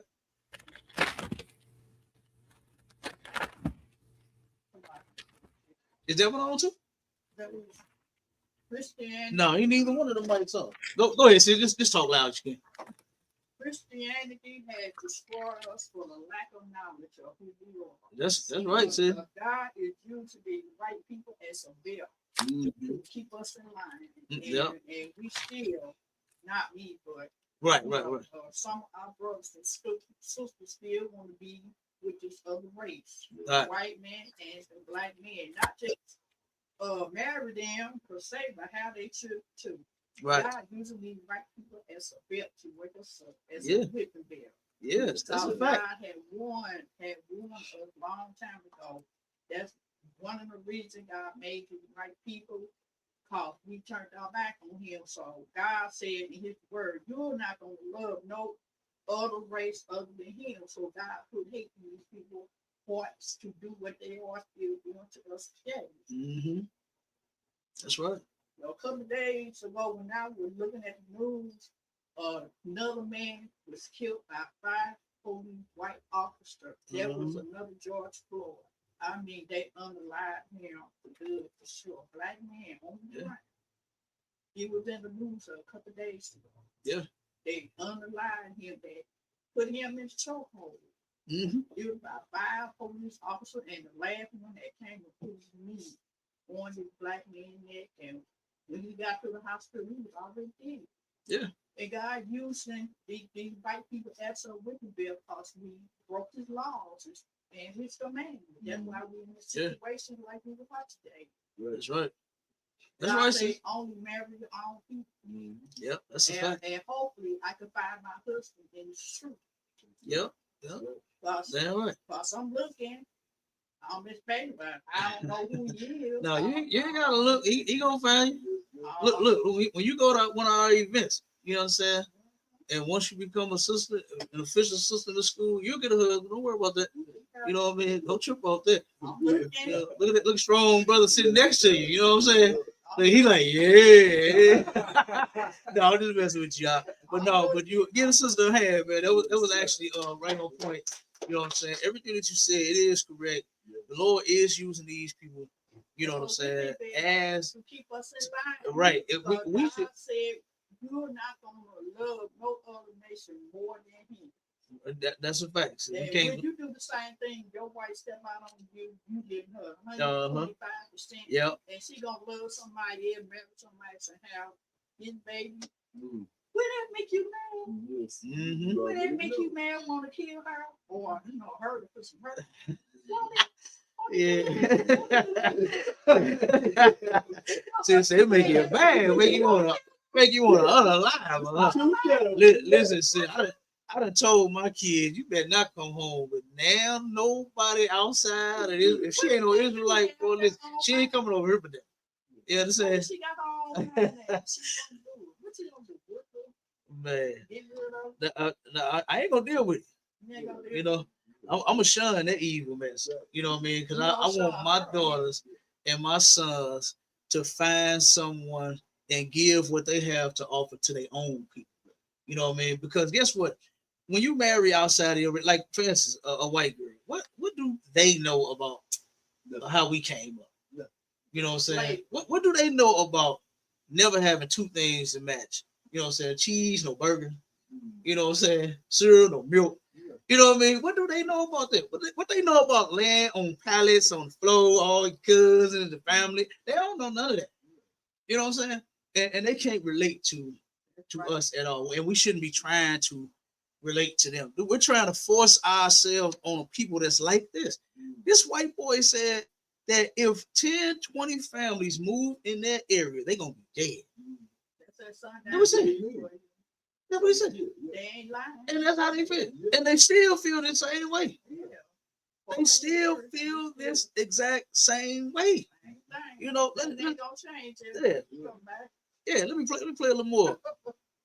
This clip is from a 1966 CBS documentary called Black Power, White Backlash, hosted by Mike Wallace. This part is in the town of Cicero, Illinois, a working-class suburb outside of Chicago. At the time, not a single Black family lived there. 15,000 Black people worked in Cicero's factories every day. But when the sun went down, every one of them had to leave. 15 years earlier, a Black family tried to move in. A mob threw their furniture out of a third-floor window and set it on fire. The National Guard had to be called in. No Black family tried again after that. CBS sent a camera crew into the neighborhood and asked residents how they felt about Black families moving in. This is what they said. How would you feel, truly, if a colored family were to move in over there with the washers hanging on the line? If they leave me alone, I leave. Hey, you see how he had to turn around and make us with the washers hanging on the line? You understand? He had to turn around and make, what if a Black family moved over there with chicken and watermelons sitting on their porch? You understand? He had to turn around and say something about us to make them say, oh no, listen to him. Leave them alone. I'd be afraid to go out at night. They'd probably be afraid to go out at night. You come trying to dry your clothes over here if you want to. You understand? You're gonna be afraid to go out your house at night. This is what these devils are saying. These are the people that Martin Luther King forced us to try to join when they don't want to join us. They not trying to do that. No, they ain't never changed. They tolerated us. You understand? But they don't. They not just Black people. Not the house next door, Black man, Black family. Come on, you're welcome. Black lives matter. You understand? That ain't how they are. You know what I mean? Huh? Oh man, come on now. And they had it bad. The Jeffersons had it bad trying to live in a white neighborhood. And look, Chris Brown, as rich as he is, he had it bad in a white neighborhood. They tried to vote him out of the neighborhood. They wanted to get rid of him. You understand? Because he took and put his design for his clothing line, he put it on his house. And they said, oh no, look what he's doing to the neighborhood. They try to get him out of his mansion. Yeah, they want him out of there. For that. So these people say, oh no, they're gonna be afraid to leave. This woman say they're gonna be afraid to leave their house at night. But we gonna get them. Oh, they can walk. Yeah, they can put the clothes on the line in the daytime, but they better not try to come get them out at night. Oh my God. Afraid to go out at night? What kind of colored people living around here? You mean you think they're violent people? Well, some of them are. There are some. Now wait a minute. Some of us are violent. When the Black family, the only one that moved there wasn't violent. They was in their house, doing what they do in their house. And the white mob that was violent came in and threw their furniture out the window and set it on fire. But they said, yeah, they violent. Yeah, they violent. But the violence has been committed on us, you know what I'm saying, by them since forever. But we violent. We violent. The man just said the only thing that they did was, guess what? He didn't say that they brought gangs in the neighborhood. They brought crack in the neighborhood. They didn't say we did nothing like that. All he said was they moved in their house next door and hang their clothes on the line. And she said, oh, they're going to be afraid to go outside at night. But we violent. Look at the nerve of these people, man. The nerve of these devils. And this is why the Lord called them the devil. The word devil just means deceiver or liar. And they definitely are good at both of those, deceiving and lying. You understand? Let's keep playing. That really would be like that, and there are some good ones too. I really couldn't trust. See, that's the one that the Christians melt over right there. When they say, oh, there's some good ones too. She just saying that just so she won't sound like a complete damn idiot. You understand? So she had to put something in there. Just, oh no, there's some good ones too. But you just said if the person moved over there, they didn't say it was bad. They just said they moved and bought a house and moved in over there. And you say they're gonna be afraid to go out at night. But then now it's, oh, that's some good ones too. Oh, come on, man. Any of them. there are many good colors, and I worked with some of them, and I liked them, and I liked this person that I said works at the lounge over there. Now, remember what he said when he first came on. The first thing he said was, oh, if them 10, 20 families move here, oh, they're going to die.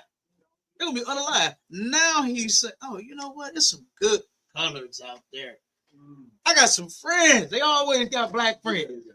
I work with some good ones.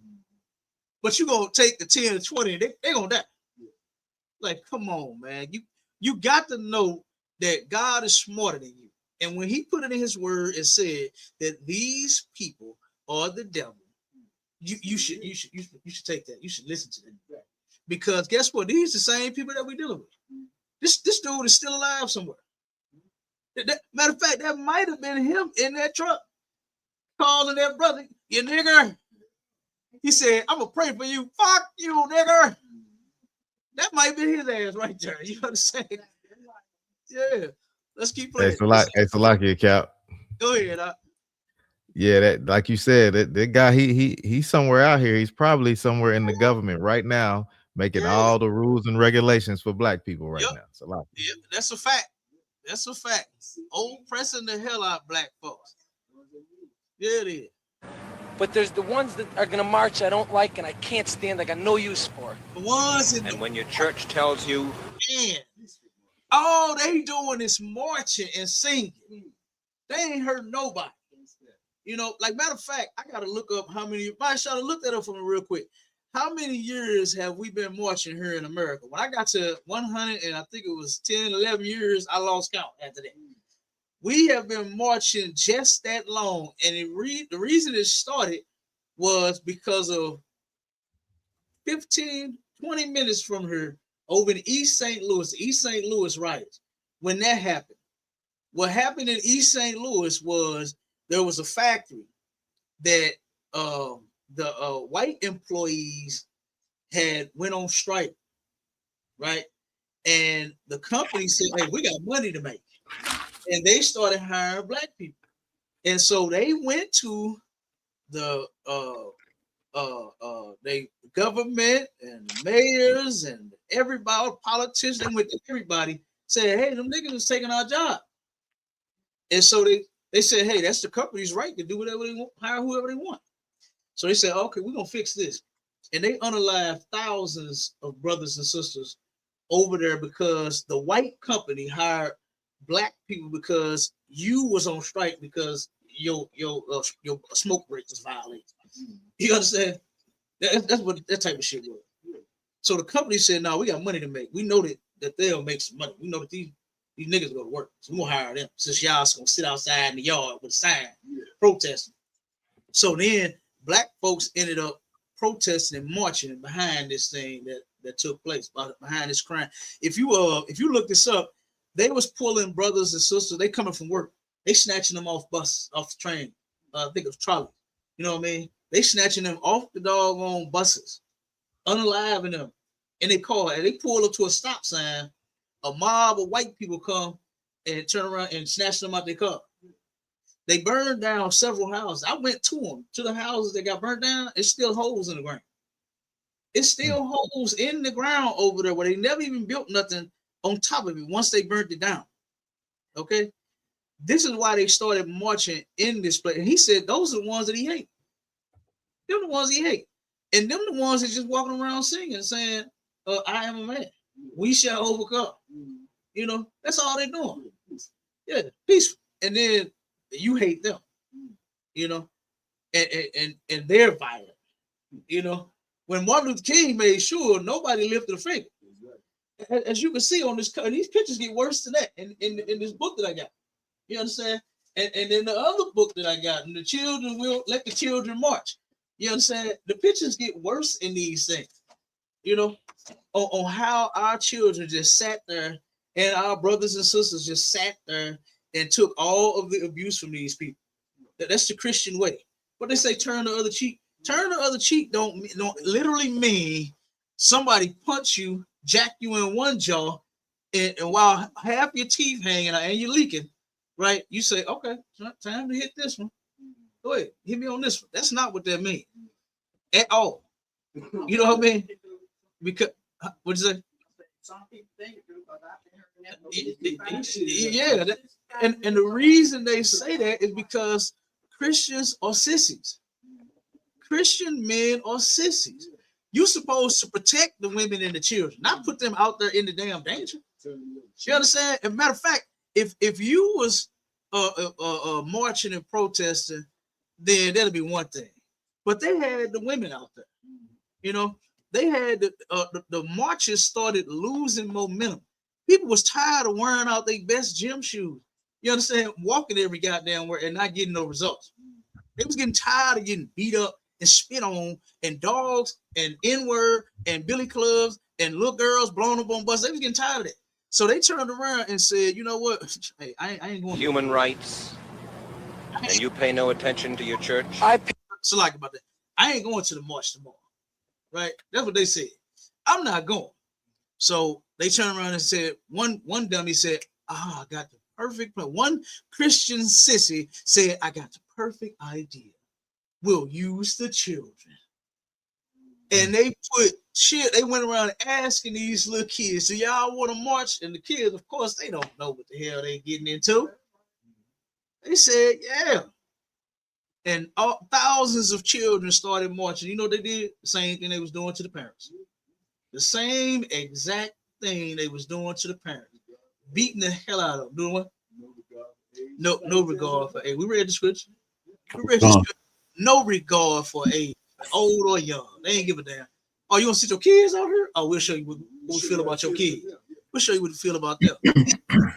Protect the women and children. As y'all can see in the ISUPK, we don't put women out there at camp. Women don't go to camp. You understand? Children ain't going to camp. You understand? Now our soldiers, once they get old enough and big enough, then they come with us.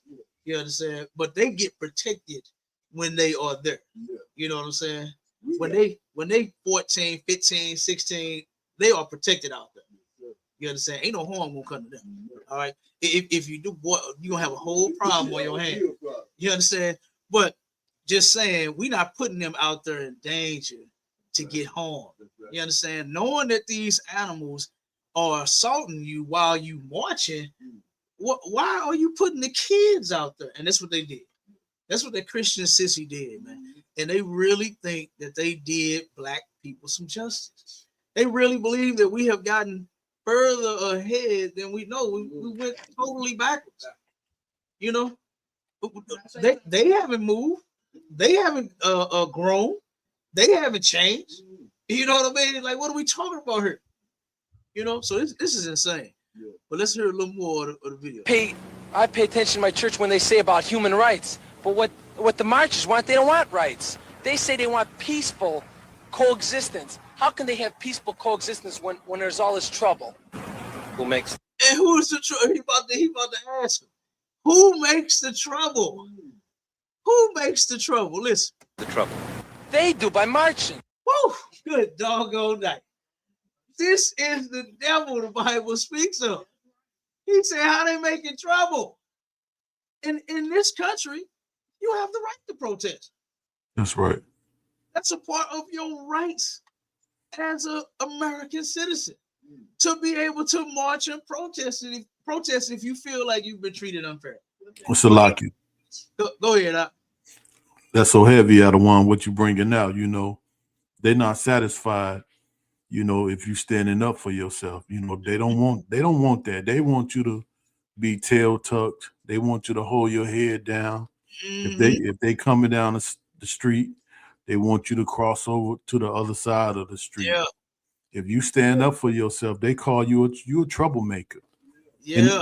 And if I could, Adawan, I want to read this precept, you know, which basically says the same thing. You can find it in the book of Isaiah, chapter 51, and verse. I'll start at verse 23. But I will put it into the hand of them that afflict thee. So the Most High is saying there's coming a time to where he's gonna put it in there. He's gonna put everything that they put and done to us. He's gonna put it in their hand. Okay, and that time is near, and it says, which have said to thy soul, bow down that we may go over.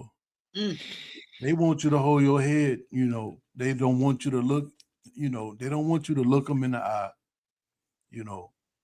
They want you to, if they don't want you to laugh at a joke, one it not too long ago, if you was laughing, you had to put your head in the laugh barrel. Yeah. The laugh barrel. Yeah. Yeah. If white folks caught you laughing, you understand? You couldn't even laugh and enjoy yourself, not for 1 second. You understand? Around these people, the hell you so happy about? And guess what? They would beat and unalive you then for laughing. So to control yourself, you had to turn around and put your head in what they call a laugh barrel. A laugh barrel. Yeah, you're right, huh? And not only did someone crossing the street, no, you got to stop walking so that they can walk until they get past you. You understand? Not walk across the street. You better stop dead in your tracks and let them pass. Move out of the way. Step in the water or the mud and the grass. You understand? Get dirt all over your shoes instead of walking on the sidewalk like they are. Get out of their way. That's right. What they want. Yeah. You know what I mean? Go ahead, finish up, Bob. Kawakan, which have said to thy soul, bow down that we may go over. And thou hast laid thy body as the ground, and as the street to them that went over. Absolutely. That is crazy. And that's us for real.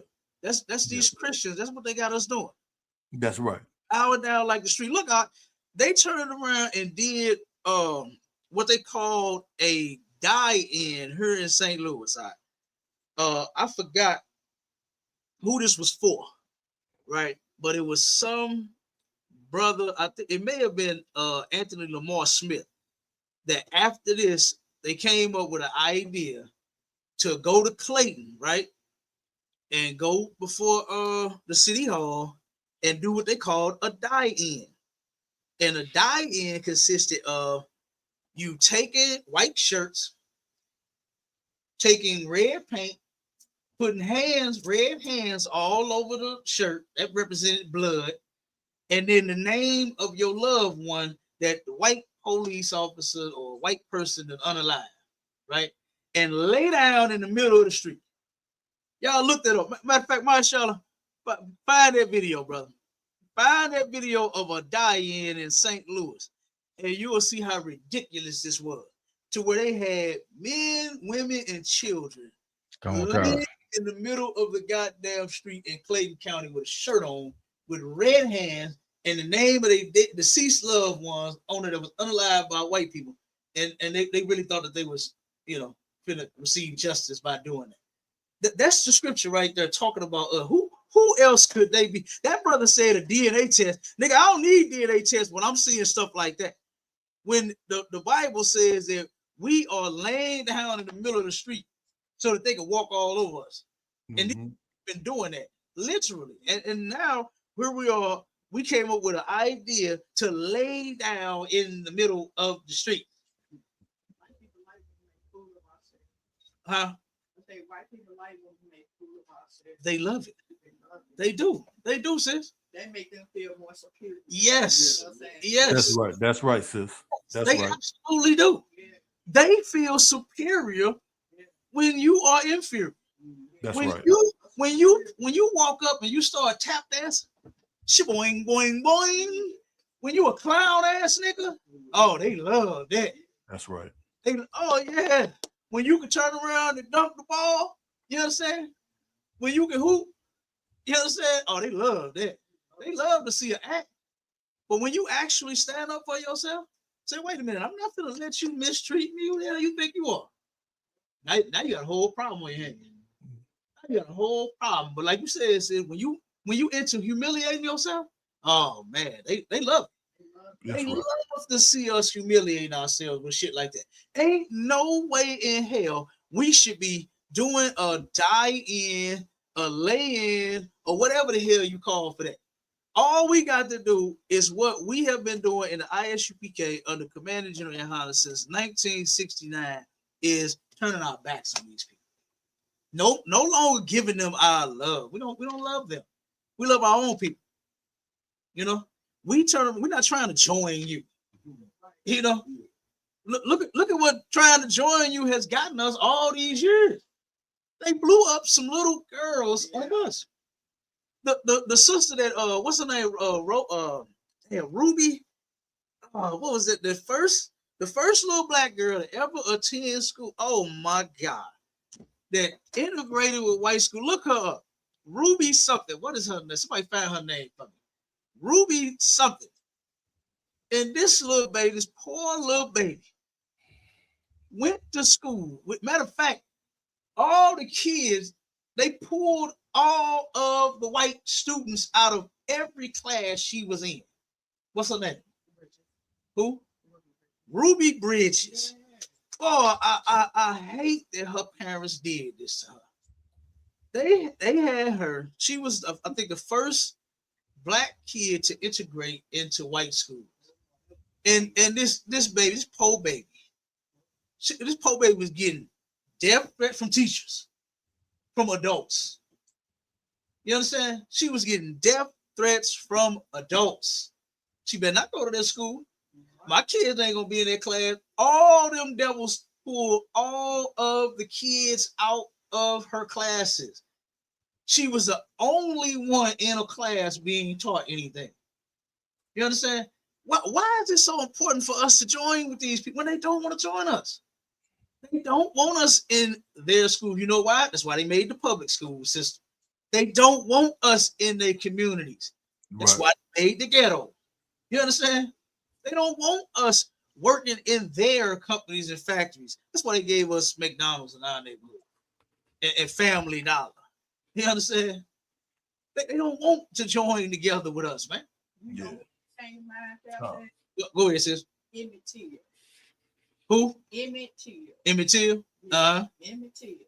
A white woman said that this 14-year-old boy was whistling at her, but that wasn't the case. You know, they allowed this 14-year-old boy. It took 2 or 3 adults. I mean, they could see his face. Yeah, they did. And that case right there really stuck with me. Yeah. Yeah. And you know what? You know what that white woman did? She wrote a book. She got plenty of money, and then admitted that she lied. Admitted that she lied and said, he ain't whistling at me at all. You understand? On a kid, lied on a child. But her they all these videos saying that we so violent and we so wrong. Ain't nobody just going around lying on white kids. No, she couldn't. Yeah, she couldn't. Yeah. He kept the coffin open for the whole world to see. Yeah. Yeah, that was terrible. And Christian black men and women want to be in the kingdom of heaven with these people. Don't you know that they're gonna do it again? Yeah. Don't you know they're gonna Emmett Till us again? Don't you know they're gonna what's her name? Ruby Bridges us again? Don't you know they're gonna Martin Luther King you again? They unalived you. You understand? They took and unalived you. The dude said that they're trying to coexist with us. That's what's wrong here. They trying to live with us. And why in the hell are Christians trying to force us to live with them? This don't make sense. This don't make sense. The more they do that, the more God chastises. The more what? Say it again. The more black people want to integrate with the white people, the most I God allowed his curse to come upon them. Yeah. Yeah. Oh, they own us. And the devil, he throw down on us because he know that we are serving him and not our God. They know this. You know what I mean? They absolutely know that. And they know that we look at them as God. You know, our people are terrified of white people. Yeah. Yeah. Our people in the world are absolutely terrified of white people. That's why they respond and act the way that they do. I remember when I got into the truth, right? I used to own 2 barber and beauty salons out in Hazelwood. And the manager at one of my locations, right? I turned around and talked to him And he was like, "Man, I see this new stuff you on, bro." You know what I'm saying? And I said, yeah. And we had a whole conversation about it. And this brother, it was just me and him talking, right? Nobody was, no, it was a brother. Yeah, nobody else around, right? And he said, "Man, how you come to the conclusion with all the stuff that you coming up with?" And I was like, "Oh, the white man being the devil? Oh, I'll tell you." So I started telling him, and I said, "Who's responsible for putting drugs in our neighborhood?" "Oh, I heard you. I know what you're saying." This brother refused to say white people. Everybody, I asked his brother like 10 or 15 questions, and he refused to say white people. Why? Because he was terrified. He was a decent brother, man. He was a real good brother, but he was terrified of white people. He didn't, while me and him was alone, he couldn't even admit to the things that we have been taught in school. You was taught this in school that white people did this to you. And he was terrified to even open his mouth and say, "Yeah, white people planted drugs in our neighborhood. Yeah, white people was lynching our brothers and sisters. Yeah, white people did this and did that to us. Yeah, white people was fine." He never said. He never opened his mouth one time and said anything remotely close with a W and an H together. He didn't even say white. And he said he made sure he didn't say a word close to white. You understand? He did not want to identify them people as being the devil. You know, and our people are scared of them, man. And look at how treacherous they are. Look at how murderous they are. This dude is a kid. He a kid. Yeah, he was a kid. You understand? I was talking about the white man, the white boy on this video. He a kid talking about what he gonna unalive if you move in his neighborhood. Right. Yeah, that old white woman say, "Oh, I mean, hanging their clothes on, niggas hanging their clothes out to dry. Oh, they're gonna be scared to come outside at night. They're gonna be scared to come outside at night." This is insane, man. Yeah, it is. Let me play a the thing that they do also get shoved on the rug, but once we like one little bit tiny thing, oh, it's all over. We gonna buy. Yep. Let me play a little more of this one. This dude said the trouble that we make is by marching. He didn't say we did nothing wrong or illegal. You know, I like to say we bring the neighborhood down and all this. We actually will bring the neighborhood up. You know what I mean? If we was left alone by these people, like before, how our neighborhoods was up and theirs was down, then we'll do the same thing. But we too busy trying to join these people and love these people. And like dude said, "Man, you need Jesus. I'm gonna pray for you." No, why don't you take that energy and go pray for a brother or a sister? You understand? Pray for these sisters that's on strip poles and these brothers that out here selling drugs and committing crimes, because these are the things that was forced on us as a people. Pray for them. Take that energy and do that for them. They not trying to harm you, but their devil in their truck was. That devil in that truck was definitely gonna harm him. You understand? He was. Go pray for them. Pray for your own people, not these folks. You look like a damn fool praying for some folks that don't even want your prayer.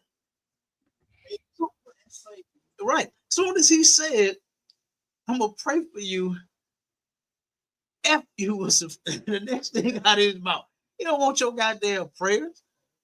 They don't want our prayers, man. They don't want to join us either. So like, if I could, Cap. Go ahead, Masha. And that's heavy what you said, and you know what I'm saying. That's one thing Christians don't understand. Like, you're praying to God to integrate with them, and they're praying to God to keep you away from them. Like, what? How are you Christians praying to the same God? That don't even make no sense. There's a lot here. Man, it don't. It really don't. Because how right? You're right. They praying to God that they stay supreme. You understand? In all of their whiteness. And here you are praying just to coexist with them, just to be equal to them. You know, you actually want the white man to stand up by his constitution that was not written for you when it said that all men are created equal. The men of our people was on slave plantations when that was written. We wasn't no equals. Okay, that was not written for all men. It was written for all white men. It has context. All right, but let's play a little more. There's got to be a simpler way. If, let's say, 10 or 20 families moved into Cicero, which is a town of 70,000, they'd get killed. Oof, look at it. You see the murder in his face that get killed. You understand? He turned up on it. But I thought it was some good black people. I thought there was some good ones out there that you work with and that you're friends with. So you mean tell me if your 10 or 20 black friends moved in the neighborhood, they're gonna get killed too? He gonna unalive them. Yeah, he gonna unalive them. Man. Cicero is an industrial town. It doesn't mind that Negroes work in the factories there. 15,000 of them do, and they trade at Cicero banks and supermarkets. But not a single Negro family sleeps in Cicero. Not one spends the night. I asked some workers why. Because they don't know the Negro, that's why. How do you mean? Well, they think their value of their property goes down, and the majority of them feel that we're dirty. What about some of those criticisms that the Negro is dirty, that the Negro is more violent, therefore the Negro doesn't make as good a neighbor? Well, that's because they have never given the Negro the chance. They don't know it, the Negro, I tell you. If they would stay long enough, the Negro is not dirty. Well, I don't think. She right. The Negro is not dirty. We taught them how to take baths, and they still don't even know how to do it. You understand? We not violent like what they claim. We're not just this horrible people like what they claim, but they are. They absolutely are. You understand? So, but here's the Christian. That's Christianity right there. She made an excuse for them. Well, they just don't know the Negro. If they would just stay and just watch us and talk to us for a while, they would understand that we're good, clean people. We're not dirty. We're not dirty. You understand? Like, no. They see you. They know that you're cleaner than them. They know you smell, but we don't get wet and smell like puppies. You understand? We don't get wet and smell like a goddamn dog, but they do. They know that they not as fresh as I'm is. Ain't that how that song say? Who sing that song? You know what I'm saying? He ain't as fresh as I'm is. You understand? The devil, the white man, ain't as fresh as I'm is, okay? The white woman ain't as fresh as the black woman is, all right? So they know that, okay? They know you the best worker in the world. You built this place. You understand? You built this country off your back and your blood, and your sweat and your tears. Just imagine you had to build this place getting your back beat. If you didn't pick enough cotton, you got your back beat. If you didn't throw enough bricks on the building, you got your back beat. If you didn't pave their road, you got your back beat. You had to do this while getting abused, man. You understand? In such an atrocious and horrendous way. So where did America come from? Huh? Who made America and where did it come from? Were black people already in America or did the native America now is 250 years old. Mm-hmm. Right. Yeah, the white man, he a thief like So was here all along, but who the white man? No, America. Our people was she here all along, but the white man came, stole them, and renamed it? Yeah, our people was here. The native Indians. It was the majority of in the Bible. It talks about the what does it say? 9 or 10 tribes that ended up fleeing Assyrian captivity. They left Assyrian captivity to go to another land where man never dwelt. That's this place they call America now. The natives was already here. We was already here. So Yeah, our people was already they was already here. Did Native America name it or? No, they didn't name it America. They didn't name it. That's what I'm confused. No, don't get confused. It's just a land, right? And when they stole it, they gave it their name. You understand? Yeah, they are the ones that called it America. It's named after a white man by the name of Amerigo Vespucci. Yeah, right. Okay. Yeah, that's where they get the name America from him. They named it after him.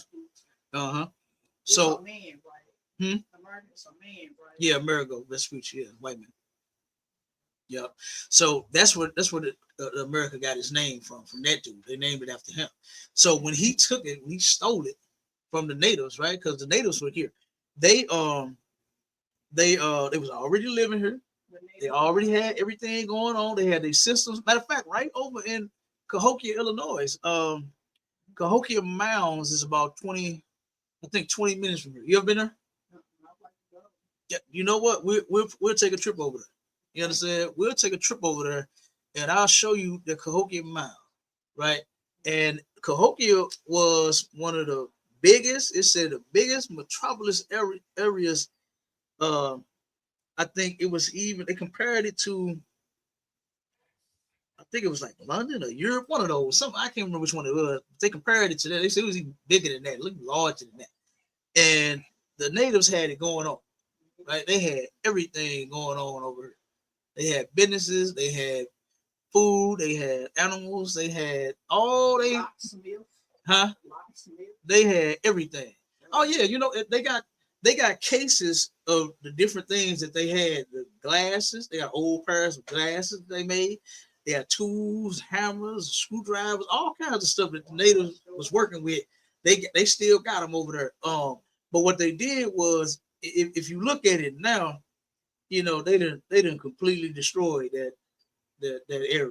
You know, not that many houses over there no more. It's real industrious. It's just factories everywhere.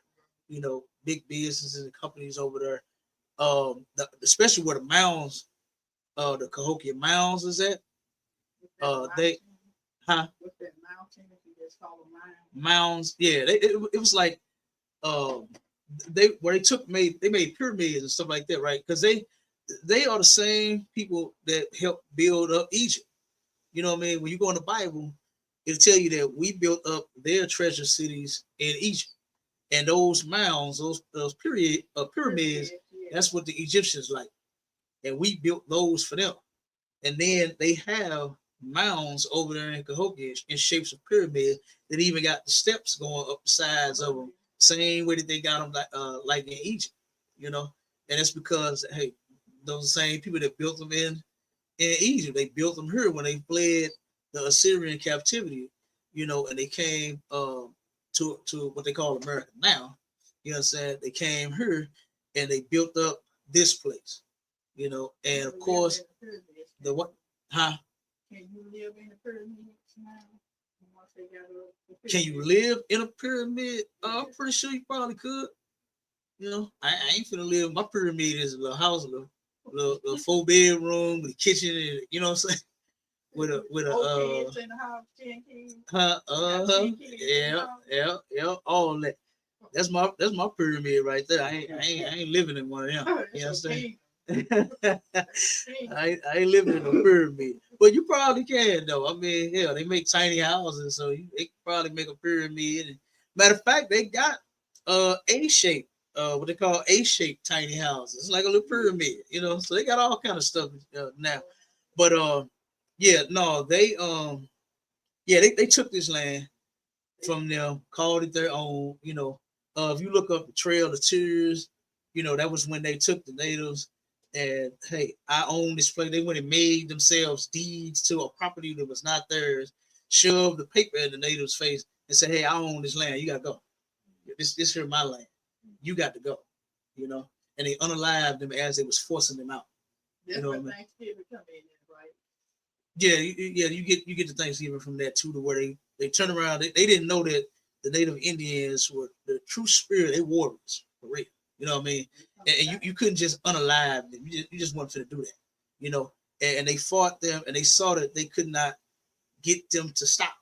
You understand? So they turned around and started. They killed millions of buffalo. Their main source of food. You know what I mean? They kill you. You can look online. They got pictures of buffaloes, dead buffaloes stacked to the damn sky. The white man, they stacked so many together. The white man walked up all of them and took a picture showing that we killed all these animals so that they won't eat. You understand? If we can't kill them all, we're gonna starve them out. You know, we're going to get rid of these people. You know, that's what their goal was. And then now, hell, it's very few natives anywhere.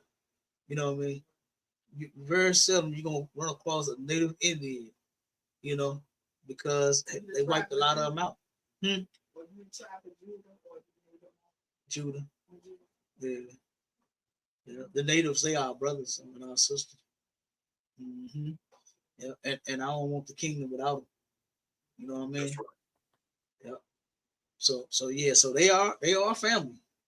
You know, it's 12 different tribes of us. And I want what Commander Junior Hunter wants, which is all of us together. Yeah. That's right. All of us kicking it. It ain't gonna be no white people. I'm sorry, Christians.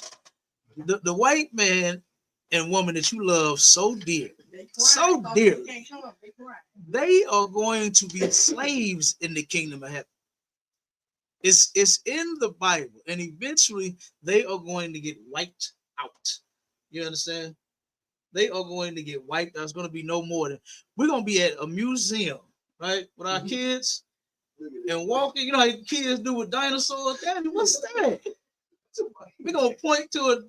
Daddy, what's that? What's that? Meth head looking motherfucker. What's that, Daddy? You know what I'm saying? Oh, that's the so-called white man, son. You know, he extinct. You understand? The Lord said in the Bible, he's going to get rid of all of them. You understand? And I can't wait for it to start happening. You know, the things that they doing, it's the crimes that they committing against us. It ain't because of their skin, because they look like Miss Piggy.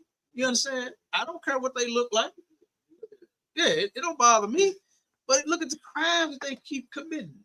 Look at how we going back to the days like this is in the 60s. This video, matter of fact, let me play one more and then we're gonna get out of it. Play one more video of back in the day, the white kids and the white people. You know, okay, their biblical name is Esau. Huh? You know their biblical name is Esau. Yeah, absolutely. Esau. Yep. Esau, that's where you can't hardly tell because they white and they really are actually green. No, they red, you can tell.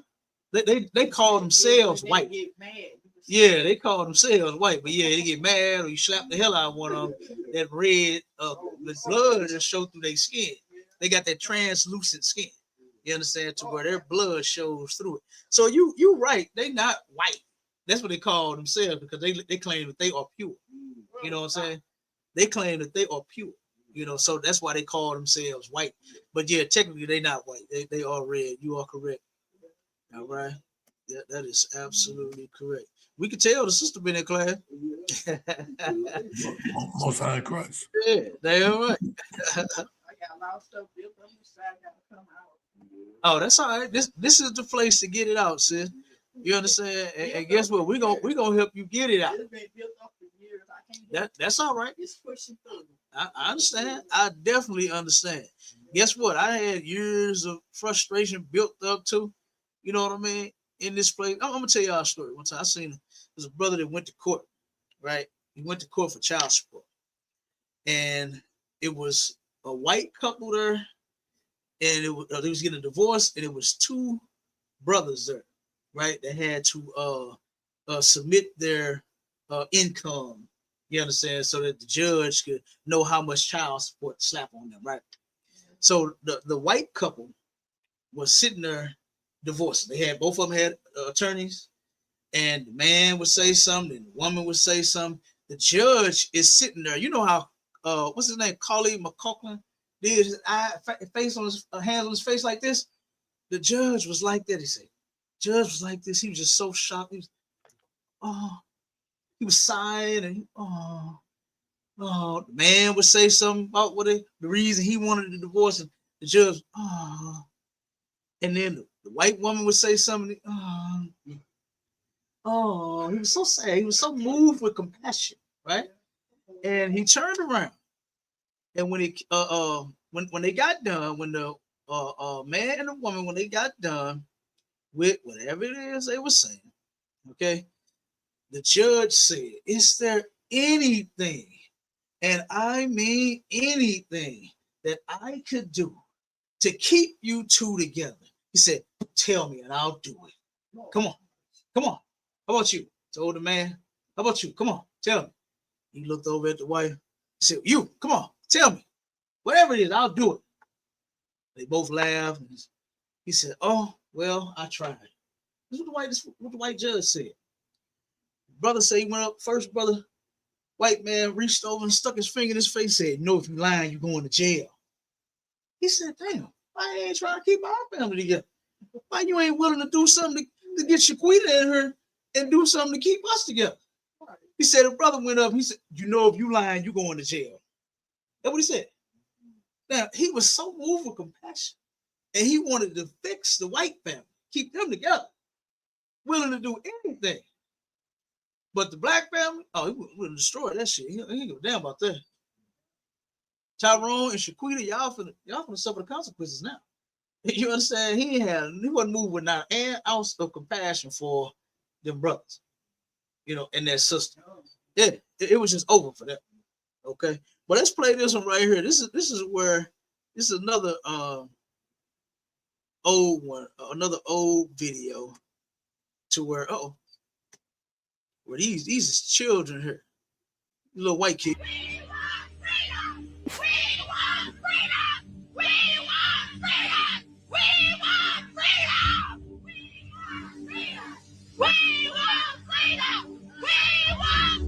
We are standing up for what we think is right now. Barbara, I need it. just lay into her hands. Let me speak to him, okay? In the name of God, how much more are we supposed to take? Take from what? From you people. I mean, you people. You sound like I'm a dog or something. As we forgive those who trespass against us. You all are like a dog, man. Like you worse than a dog. They treat their dogs better than they do us. You understand? White women treat dogs so much they sleep in the bed with them. And I ain't just talking about just letting them lay at the end of it. White women get down with them dogs in their bed, boy. Ooh, and we. Oh my God. They love their pets for real.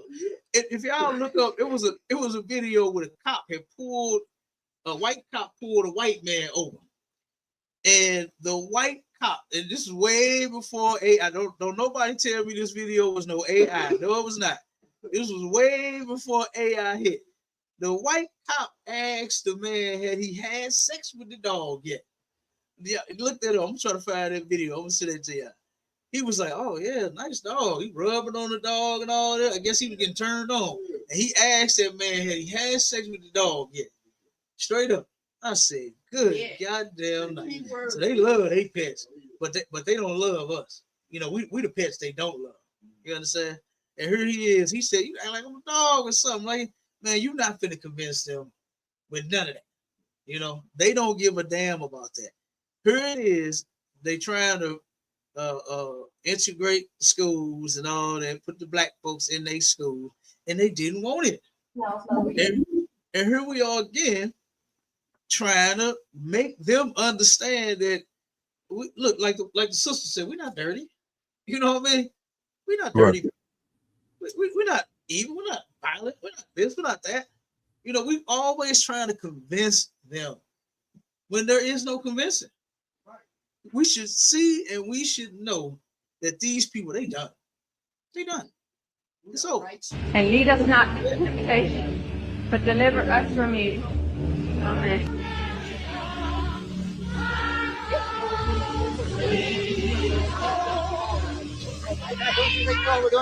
No, we need our rights. They want our rights.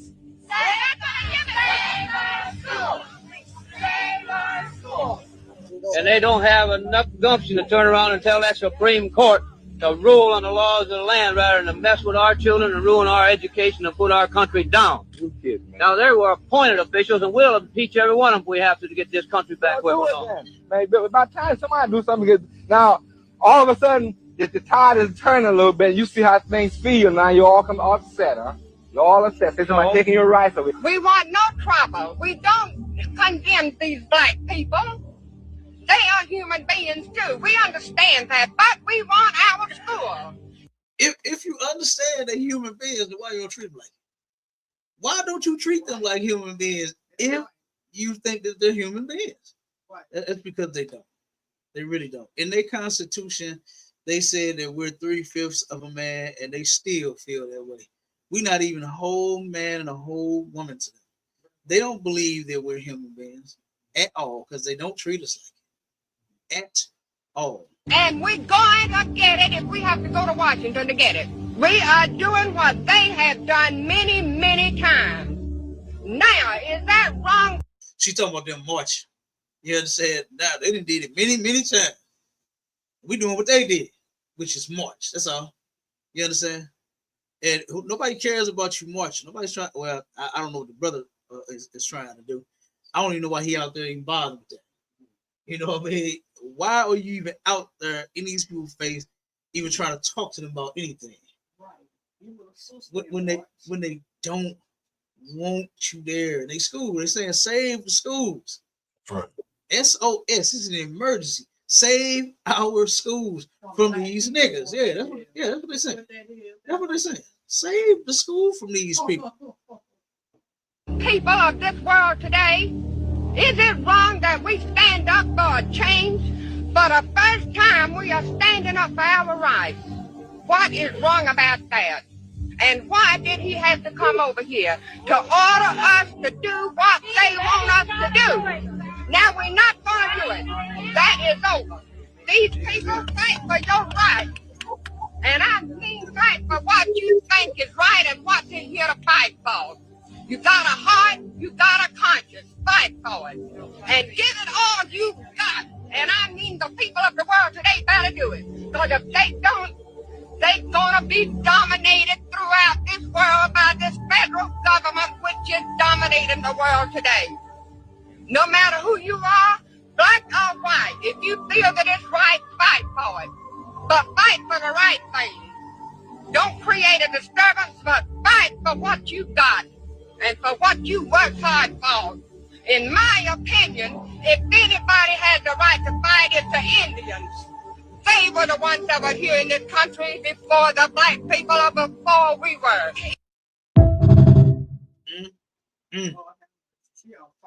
Yeah. But ain't nobody on fire for us though. Nope. The only person around here is you. You making a big difference. Well, I appreciate it. I'm just doing what I was taught by our leader, Commander Junior Hunt. Okay. You know what I mean? What you called, did you get a revelation to do this, or was it inside of you? Or what I'm saying, did someone speak over you, like prophesy over you? Then when you got older, you still heard it, that you were gonna be a man of the Lord. This is what you was gonna do. Was it like that? No, it kind of. I'll make a long story short. I was in the world, right? Lost like all of us were, you know what I'm saying, at one point. I was going through like what they call a identity crisis. I didn't know who I was, right? And I just knew I wasn't an African American. I knew I wasn't African. I knew I didn't smell like them. I didn't look like them, nothing like that, you know what I'm saying? And then I knew I wasn't an American because you for damn sure you was not an American. They don't treat us like American. Right, so I knew I wasn't neither one of them. Right, I knew I wasn't white. I ain't get treated like it. You know what I'm saying? So I turned around and I did some research, what I thought I was doing, and I looked online trying to figure out who we was, who black people were. And when I looked it up, the majority of the information that I kept finding was we was African. We from Africa, right? Slavery and all that. That's like our beginning of slavery, you know. And then I had told my family, this is kind of funny. My sons, my oldest and my second oldest, I asked them, I said, because now I'm an Israelite and I'm in the truth. And I came home one day, I said, well, y'all, we Africans, we from Africa, right? And so I asked my oldest when we got in the truth, I said, did you believe me when I told you we was Africans? My oldest son was like, no. My second son, I said, son, did you believe me when I said we was Africans? He said, well, I didn't. He said, but I just followed you because you're my dad. You know what I'm saying? So I was like, oh, okay.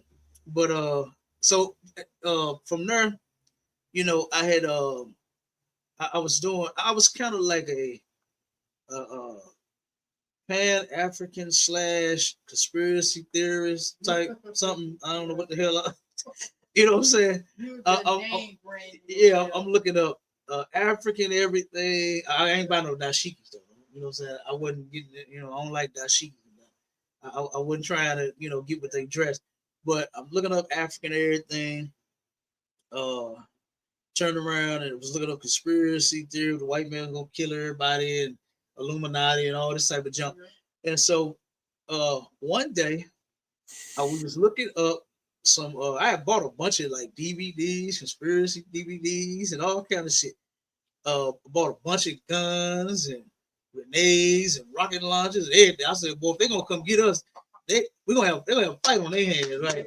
So turn around and turn around, and one day we was looking at videos online, and I seen some brothers dressed kind of funny, looking like Earth, Wind, and Fire, right? And I was like, what the hell is this? I just clicked the video, right? And then I heard them say on the video, I can't remember what group it was. It wasn't the ISUPK, but they were saying that we supposed to keep God's laws. We're not supposed to eat pork, shrimp, crab, and lobster. We all these different things. I was like, what? I'm like, hold on, I done read the Bible 10 times and I ain't catching none of that. You know what I mean?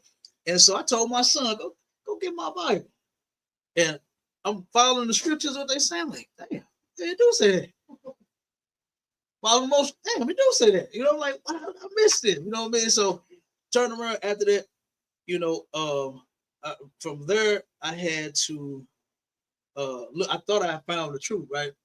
But then I had got depressed all over again because I saw all these different Israelite groups, and it was real confused, you know, because I'm hearing this one say this, I'm hearing that one say that, this one ain't right, this one wrong, this one saying this one, I'm like, it's all over the place. And I was like, what in the hell? So when I started before, I had went through, you know, okay, when I had started before, I had went through all of the religions, right, to find out that all of them was false, right? All the thousands of damn denominations that's out there. Then now I go through all these damn thousands of Israelite groups, you know, so I had to fish through all of those in order to get to the truth. So I had broke it down to two groups, ISUPK and IUIC. I was watching those two videos, and one of my ribs had hit me with a video. I remember it like it was yesterday, boy. I was at one of my contracts, and I just about to get started. And she said, baby, before you get in that purple group, she said, I need you to see this video. Right? So she sent it to me. And she turned around and sent me a video where, and it was compiled not by the ISUPK. This video was put together by somebody else that had a bunch of IUIC videos on how they was like, to hell with Michael Brown, the white man to kick your butt, you know what I'm saying? All kind of stuff that they were saying, right?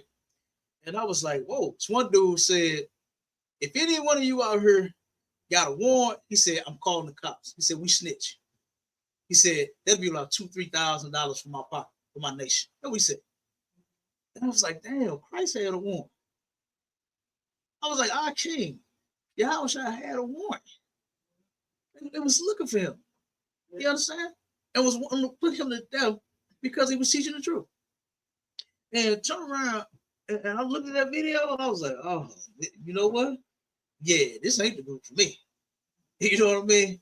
Because regardless of what our brothers and sisters are doing out there in the world, I'm not finna just go and snitch. Hey, he over there, you know, he got a warrant. You know what I'm saying? Get him. I'm not finna do that. You know what I mean? The very people that we are supposed to be helping, how am I helping them if I'm snitching on them? You understand? And when I'm saying snitching on them, I'm not saying let a person commit a crime and you just stand there and just, you know what I'm saying, don't say anything. I'm using the same context that he did. Is a person having a warrant, guess what? They could have forgot. You understand? It's very easy to get a ticket and forget about it 3 months later. You know what I mean? It's very easy that, hey, guess what? You don't have the money, you know, to pay for the tickets. You don't have a lawyer to, you know, to handle the ticket for you. You can't pay the lawyer. You don't say the mandatory insurance, right? You might get an insurance ticket. You don't have insurance. You have insurance when you come to court. They'll drop it and just let you pay court costs. But the goddamn insurance be so high. You know what I mean? the brother or sister might not be able to afford the insurance. So I'm not just gonna just oh, you got a $2,000 to $3,000 on you. Why would you do that? You know what I mean? So when I saw that video, I said, oh yeah, you're right, man. This ain't the group for me. This is not the group for me. So I turned around, and in order to learn the Bible, learn the truth, I decided on going with the group that had the best reputation, right? And it sounded like they really love black people. I watched some documentaries on Commander Junior High. I'll send you the documentaries that I watched. And when I heard him say that, he said, if black people don't have, everybody had left the school, and there was one man standing. There was just Commander Junior High. He was the only one that stayed. And he said, if I don't teach my people the truth, they die. And I said, whoa. I said, that man loves black people. He loves his people, because everybody else said, oh man, this is whack. I'm out of it. They left for whatever the reason. And he stayed. And he said, no, I got to do the work of the Lord. He had a captain over him too. Yeah, he had generals over him. Yeah. And they left. They left school. The heads of the school and the other brothers, they all left. Everybody left. And he was the only one that stayed with the truth. He was the only one that pushed the truth. Yeah. So this is why I wanted to follow a man like that. You understand? That had the kahunas to do the work of the Lord, to actually hang in her, regardless of what the situation looked like. When I heard his story, I was like, man, you know what I mean? To hear everybody leave it. I mean, just imagine, you know, what, huh? The congregation leaving. Yeah, everybody that was in the school at that time, they left. Even the heads left. He was the only one that stayed. So this is why he is certified for his position to do what he's doing today, because he the one held on to it. He didn't let it go. You understand? And he's been teaching it. He hadn't changed it up like what the other ones have done. All of those cats in them other groups, they done switched it up. They done switched up the truth, started making up doctrines, all kind of garbage. I done heard some of the worst stuff that you could imagine. You know? So yeah, so that's how I ended up in the position that I'm in. You know what I'm saying? I got in class, huh? I said, you qualified to do this, like I said about half an hour ago. You're the man. Oh, I appreciate that. Sid. Look, I ain't the man. I just work for the man. You know what I'm saying? You the man, you work for the man. Our king, you know what I'm saying? Our shot, Most High. They the ones. Commander Junior High. I'm just doing my part. You know what I mean? Yeah. You have done more than your part, bro. I appreciate that, sir. I appreciate those kind words. You know what I mean? I appreciate that. I appreciate that. Let's get to your scriptures real. Let's see. I mean, control. But let's get to your scriptures real quick. Let me get out of here.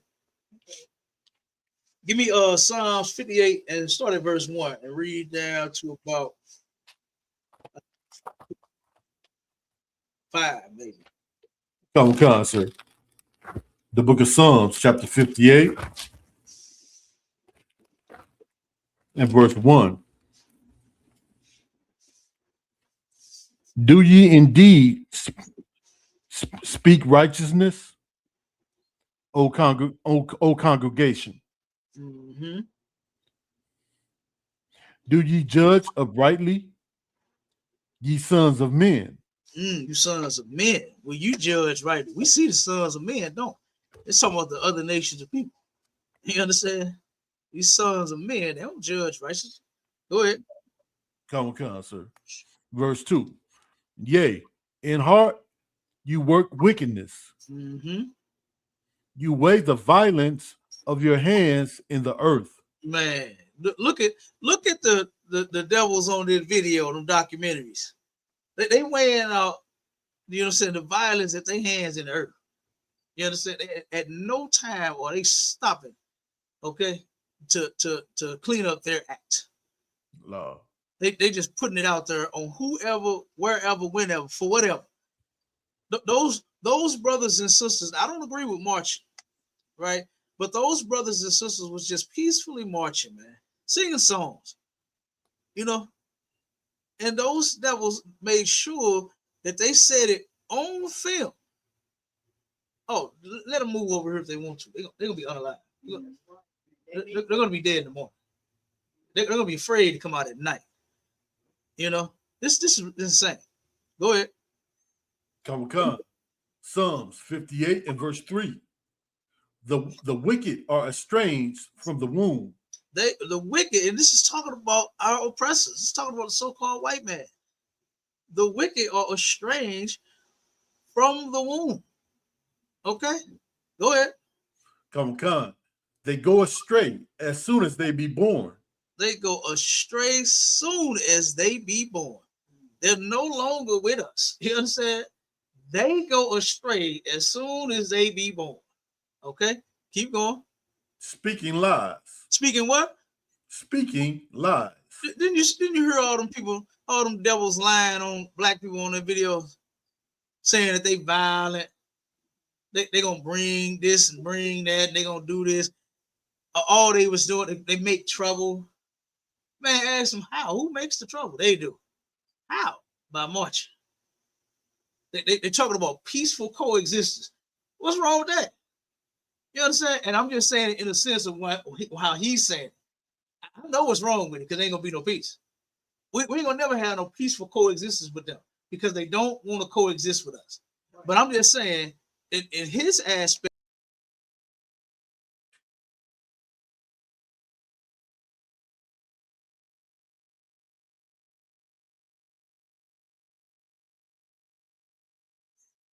Hey, y'all bear with us, Israel. We having technical difficulties real quick, but we'll be back. Cap will be back.